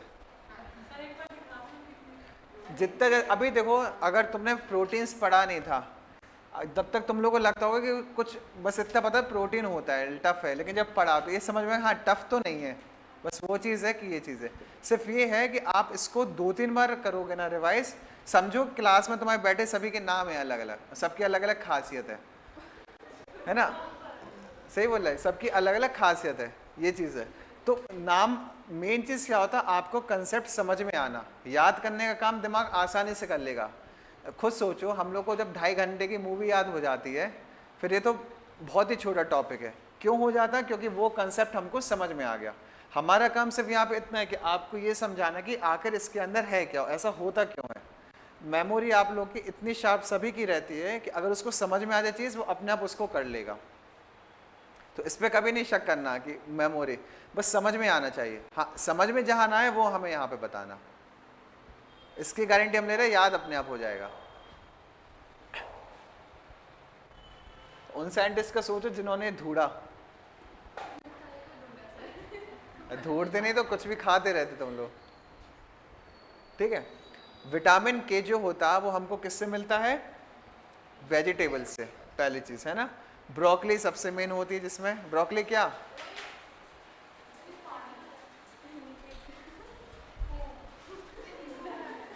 ये क्या चीज है यार, मैंने हम क्या दे रहे हैं?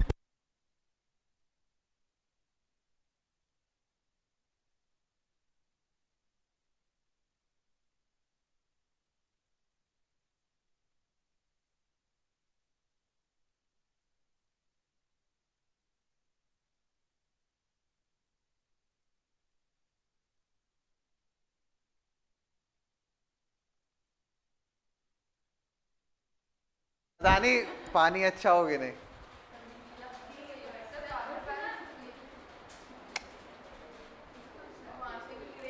रुक गया, बस यहाँ से ना गिरे, ठीक है। चलो यहाँ देखो, वो गिरने दो, सब कुछ मिलेगा यहाँ पे, ठीक है। ये हो गया ब्रोकली और ब्रुसेल स्प्राउट्स, जो आपके स्प्राउट्स रहते हैं। फंक्शन इसका क्या होगा? सबसे मेन होता है ब्लड क्लॉटिंग का। बोन हेल्थ तो ठीक है, सबसे मेन इसका फंक्शन होगा ब्लड क्लॉटिंग का। आपके खून का थक्का बनता है, कहते हैं कभी भी हमारी बॉडी में कोई कट लग जाए तो उसको क्या वो रिकवर हो जाता है। तो 2 कारण होता है, एक तो रहता है प्लेटलेट्स और दूसरा किसका रोल रहता है? विटामिन के का।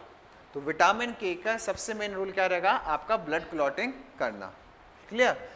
डिफिशियंसी क्या होगी? अगर बॉडी विटामिन के नहीं बनाएगी, ये कहाँ बनता है? आपके लीवर में, पढ़ा था लीवर में विटामिन के। अगर आपकी बॉडी विटामिन के को नहीं बनाएगी तो खून अगर बहेगा तो पूरा ही बह जाएगा, नहीं रुकेगा। इंक्रीज ब्लीडिंग, इजी ब्रूजिंग और क्या होता है?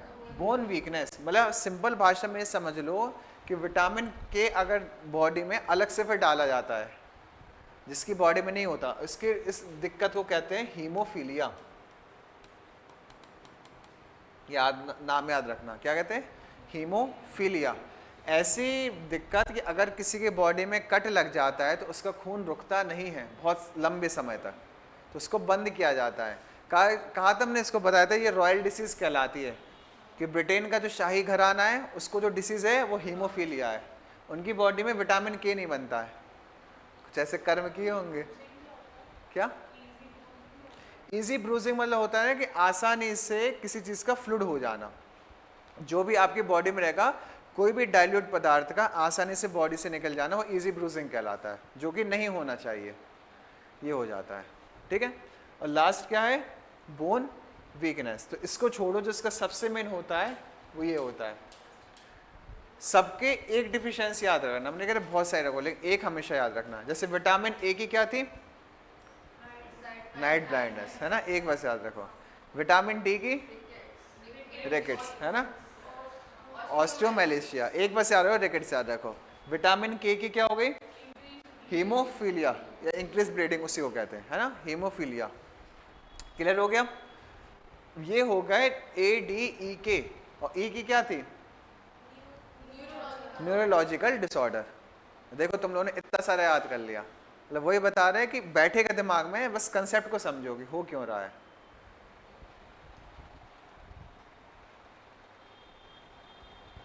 सबसे पहले फिर क्या आएगा, वाटर सॉल्युबल वाइटामिन्स, है ना, वो अपन ने क्या पढ़े थे अभी, चारों के चारों फॉर्ड क्या करते, कीड़ा, कीड़ा आता है फैट में, है ना।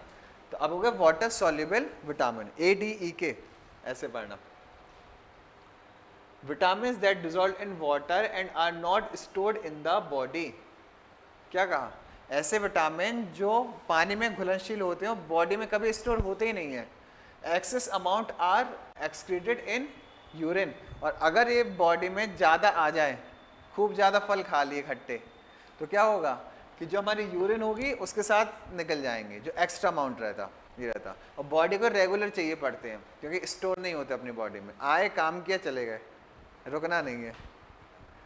विटामिन सी सबसे पहले, जिसको कहते हैं एस्कॉर्बिक एसिड, क्या कहते हैं विटामिन सी को, विटामिन को क्या कहते थे, के को फिलोक्यूनिन, फिलोक्यूनिन, है ना, के विटामिन ई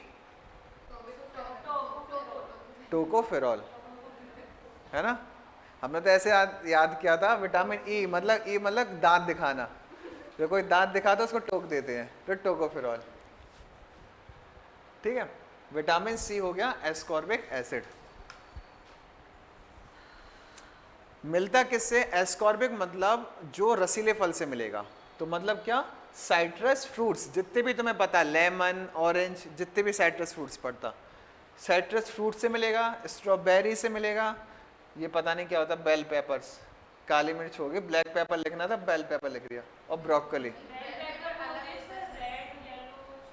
पेपर्स जो रहती है ना उसको कहते हैं बेल पेपर, हम ब्लैक पेपर ने पहली बार नाम सुना। नहीं, ये तो हमने देखा था कि हमें पेपर्स, हमने ये समझा था कि वो होगी काली मिर्च होती है, बेल पेपर्स नहीं। ओके ठीक है, देखो नई चीज़ पता चल गई। ठीक, साइट्रस फ्रूट्स भी आते हैं, साइट्रस फ्रूट्स अलग हो गए, ये चीज़ हो गए। जो मेनली जो आपका कहा जाता है वो इसी में कहा जाता है, ये कहा जाता है कि आप एक आंवला खा लो छोटा सा, और 4 बड़ी बड़ी मौसमी खा लो, बराबर दोनों में रहता है विटामिन सी। 4 मौसमी समझ रहे क्या कहलाता, कि 2 गिलास जूस, 2 गिलास जूस पी लो, एक छोटी सी वो खा लो, आंवला खा लो, उतने बराबर रहता है न्यूट्रिशन।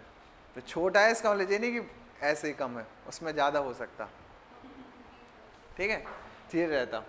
तो आंवला भी इसी के अंदर आएगा, है ना, आंवला, ऑरेंज, लेमन वगैरह ये सब होगा। इसके बाद इसका फंक्शन क्या होगा, एंटीऑक्सीडेंट होगा ये, कोलेजन सिंथेसिस और इम्यून फंक्शन। आपकी बॉडी बाद में करना क्लास के, ठीक है। सबसे पहला फंक्शन इसका क्या हो गया, एंटीऑक्सीडेंट का हो गया, ठीक है, इन्फ्लेमेशन नहीं होगा ये खा लोगे तो। दूसरा, कोलेजन का सिंथेसिस, अपने बॉडी में कोलेजन बनता है जो एक प्रकार की लेयर प्रोवाइड करता है प्रोटेक्शन की, ठीक है, उसको बिल्डअप करता है।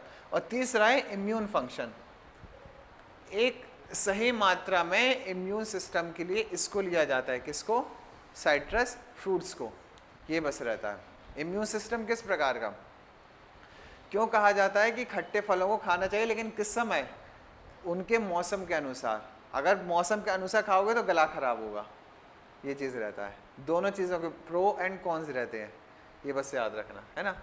अगर नहीं खाओगे तो क्या डिसीजेज होती है, सबसे पहले होती है स्कर्वी, नाम सुना होगा स्कर्वी का, ब्लीडिंग गम्स, जिसके इससे गम्स से क्या होता है, खून आने लगता है। जॉइंट पेन और फटीग, जो आपके जॉइंट्स रहते हैं उसमें पेन होने लगता है, कहते हैं ना घुटने मोड़ने में या किसी जिस्म का जॉइंट्स में पेन हो रहा है, तो मतलब ये कहा जाता है कि आपके अंदर विटामिन सी की कमी हो, इसकी अलग से टैबलेट दी जाती है, ठीक है। और लास्ट क्या हो गया, फटीग, फटीग मतलब थकान, जो आपको थकान होने लगती है, इसलिए कहा था रसीले फल खाओ बढ़िया रहो। एंटीऑक्सीडेंट मतलब इन्फ्लेमेशन नहीं होना, जलन आपको नहीं होना बिल्कुल किसी प्रकार के, ठीक है। कुछ अपन नहीं तो फूड खाते हैं तो एकदम से जलन होने लगती है, तो उसी को शांत रखने के लिए एंटीऑक्सीडेंट्स को लिया जाता है, ठीक है। एग्जाम्पल याद रख लें, जैसे नींबू पानी से, ठीक है, जो आपकी बॉडी में तुरंत इंस्टेंट एनर्जी या इंस्टेंट क्या कहेंगे कि फटीग मतलब क्या होता है, थकान, थकान को हटाने के लिए जिसको यूज़ किया जाता है वो सब होते हैं विटामिन सी। तुम लोग देखना कि मॉल वगैरह में टैबलेट्स मिलती है विटामिन सी की, जाओगे कहीं भी मॉल में मिल जाएगी, इतनी सी वो आती है डिब्बी, वाइट वाइट कलर की थी, विटामिन सी की मतलब चलती है। जब कोविड चला था सबसे ज़्यादा टैबलेट बिकी थी वो ये थी विटामिन सी की, कि आपके इम्यून सिस्टम को स्ट्रॉन्ग कर रही थी ये, इसीलिए, ठीक है, याद रखना। फिर आते हैं बी के बाद, सी के बाद बी, ये सी छोटा था, अब बी देखो, कुछ नहीं है बहुत ही सिंपल, सिर्फ परिवार इनका ज़्यादा बड़ा है, ठीक है। क्या क्या आते हैं, B1, B2, B3, B5, B6, 7, 9 और 12, कितने हो गए, 2 2 4 2 6 2 8, 8 होते हैं टोटल, ठीक है। देखना, देख रहे किसकी मेमोरी अच्छी है, पढ़ा सबको रहे, इकट्ठा याद किसको होता है। होते क्या है, इनका कंप्लीट इकट्ठा सोर्स ले लो कि बनते किससे, है ना। होल ग्रेन्स, जितना भी अनाज है, ठीक है, मीट, एग, डेयरी प्रोडक्ट्स, ये हो गया, जितनी भी वेजिटेबल्स हैं और लेग्यूम्स, ये हो गया, ठीक है। मतलब जो भी हम खाते हैं सबसे हमको विटामिन बी मिलता है मोटे मोटे तौर पर, है ना। फंक्शन में क्या आ जाएगा, एनर्जी मेटाबॉलिज्म, जो हमारी एनर्जी क्रिएट होती है बॉडी में, उसमें ये अपनी भूमिका निभाता है, रोल प्ले करता है। RBC formation, red blood cell का जो फॉर्मेशन होता है उसमें किसका रोल रहता है, विटामिन बी का। और साथ ही साथ न्यूरोलॉजिकल फंक्शन में, ये इसका हमने कॉमन बता दिया, विटामिन बी करते हैं। अब हम देखेंगे कि किस विटामिन से, मतलब ये काम होता है इनके मेन। अब देखेंगे कौन से विटामिन का नाम क्या है और उसको नहीं लेने से हमको दिक्कत क्या क्या होती है। खेल तो यहीं से शुरू होता है, ठीक है, बहुत ही सिंपल है, बस नाम याद रखना किसी भी तरीके से, ठीक है। विटामिन B1, B1 का मतलब क्या होता है, थाइमाइन, है ना, थाइमीन या थाइमाइन। इसका अगर ये थाइमाइन या B1 नहीं लिया जाता तो इससे हमको जो डिसीज़ होती है वो होती है बेरी बेरी, सबसे ज़्यादा पूछी जाने वाली डिसीज़ है ये बेरी बेरी, कि बेरी बेरी किसके कारण होती है। ऑप्शन में तो मैं सीधे विटामिन बी अकेले देगा, लेकिन उसको खेलना होगा तो दे देगा B1, B2, B3, B5। तो B1 से क्या होती है, बेरी बेरी, ठीक है। क्या करेगी, नर्व डैमेज और हार्ट प्रॉब्लम, जिसको भी बेरी बेरी होगी उसकी नर्व डैमेज हो जाएगी और उसको हार्ट डिसीजेस होने लगेगी। तो सिर्फ याद रखना क्या, बेरी बेरी, किसके कारण, B1 के कारण। नाम क्या होगा, थाइमीन। हम ये नहीं कह रहे एक बार में होगा, लेकिन 2-3 बार रिपीट करोगे याद हो जाएगा, इसकी गारंटी है। आज घर जाने के बाद इसको 2-3 बार बस पढ़ लेना किसी भी अलग अलग टाइम पे, फिर अगले दिन खुद देख लेना कि याद हुई कि नहीं हुई। पूरी नहीं तो 90% याद हो जाएंगे, ठीक है। Vitamin B1 thiamine. दूसरा आता है विटामिन B2 राइबोफ्लेविन। नाम क्या है इसका? राइबोफ्लेविन। विटामिन B2 को कहते हैं राइबोफ्लेविन। इससे क्या होती है? एरिबोफ्लेविन्स, या इसी को जो नाम होता है ना, इसी को बस छोटे फॉर्म में याद रख लो कि आपके गले में जो खराश होती है वो इसके कारण होती है, जब इसकी कमी हो जाती है। Cracks on lips and tongue, जब आपकी जो जीभ होती है उसमें क्रैक बनने लगते हैं, किसी किसी को कभी कभी होती है दिक्कत, कैसे बताएं ठीक है, ये समझ लो कि क्रैक होने लगते हैं। और जो आपकी लिप्स होते हैं वो फटने से लगते हैं, ठंडियों में देखना आपके लिप्स फटने लगेंगे हल्के हल्के से। वो क्यों होता है? B2 की कमी के कारण, ठीक है, जिसको क्या कहते हैं?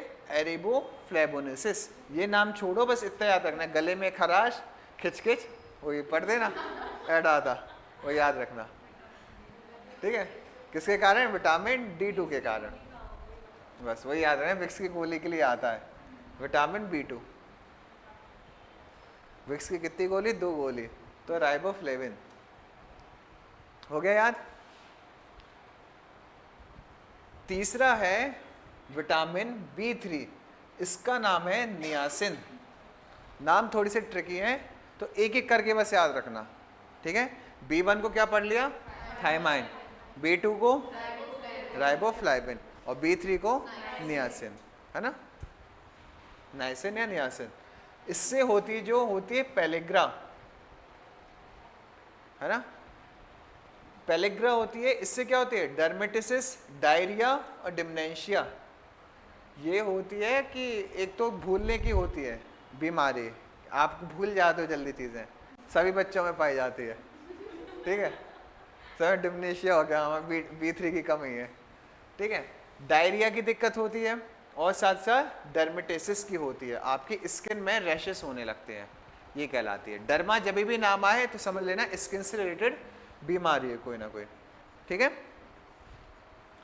इसके बाद इसका B3 का नाम क्या था? नियासिन, है ना। नियासिन होते हैं, नाइसिन जो पढ़ना पढ़ लेना, प्रोनाउंसिएशन अलग अलग होता। फिर होगा विटामिन B5।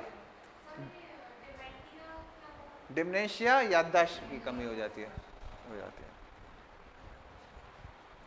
B5 होता है पेंटाथोनिक एसिड।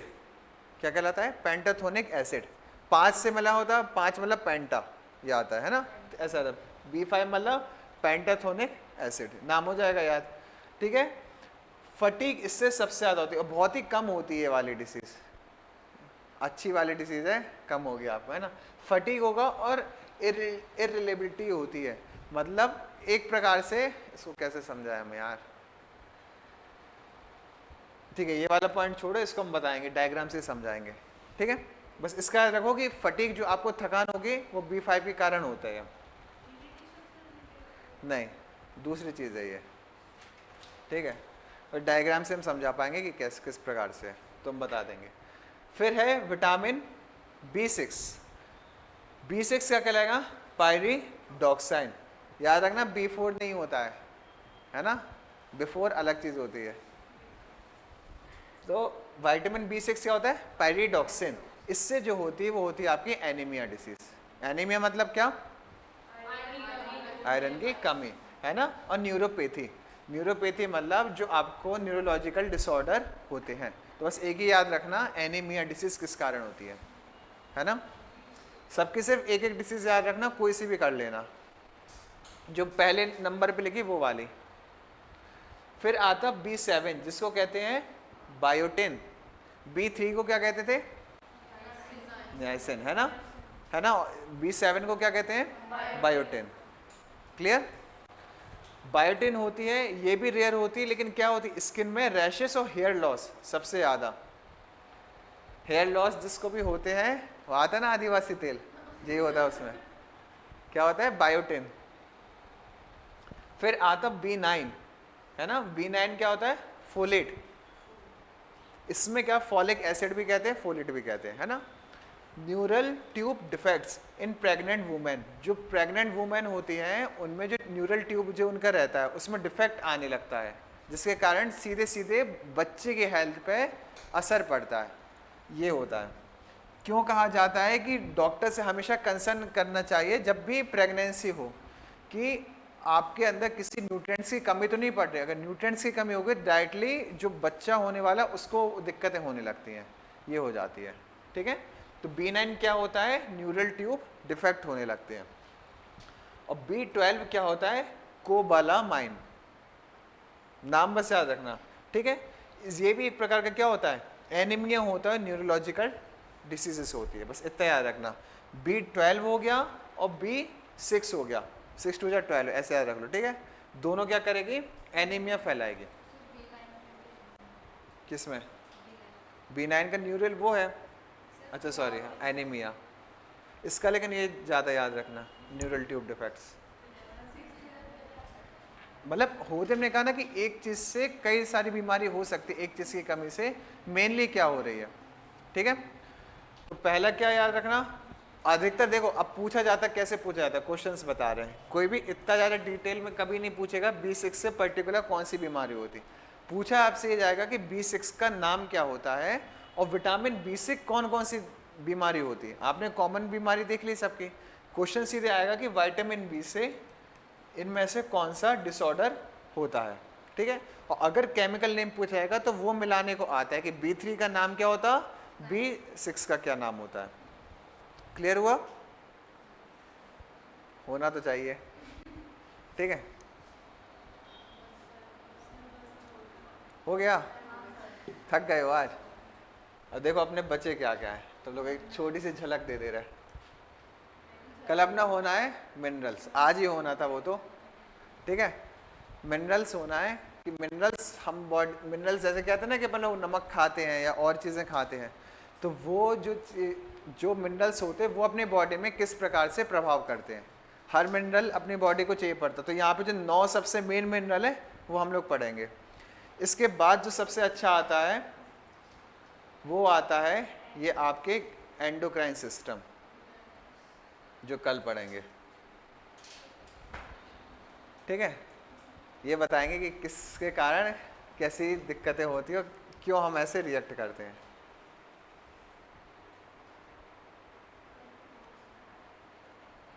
ठीक है, एक बार बस इसके नाम देख लो विटामिन के, बस फिर क्लास को रिलीज कर रहा है। ए का क्या था नाम, रेटिनोल। ठीक है, डी को क्या कहते थे, कैल्सिफेरॉल। ई को टोकोफेरॉल, के को फ्लेक्विनिन, B1 को, सी को एस्कॉर्बिक एसिड, इसको याद हो गया सी। ठीक है, B1 को थायमीन, थायमाइन। ठीक है, B2 को राइबोफ्लेविन, B3 से नाइसिन, B5 पेंटाथोनिक एसिड। ठीक है, अब पेंटोथेनिक। फिर क्या हो गया, B6 pyridoxine, B7 biotin, B9 folate या फॉलिक एसिड है ना, और B12 कोबालामाइन। क्लियर, ठीक है। अभी 1 मिनट रुकना, तुम लोग हैंड आउट्स ले लो, फिर इसके बाद वो कर देना। नहीं तो किसने कहा, कल ये करवाना पूरा टॉपिक।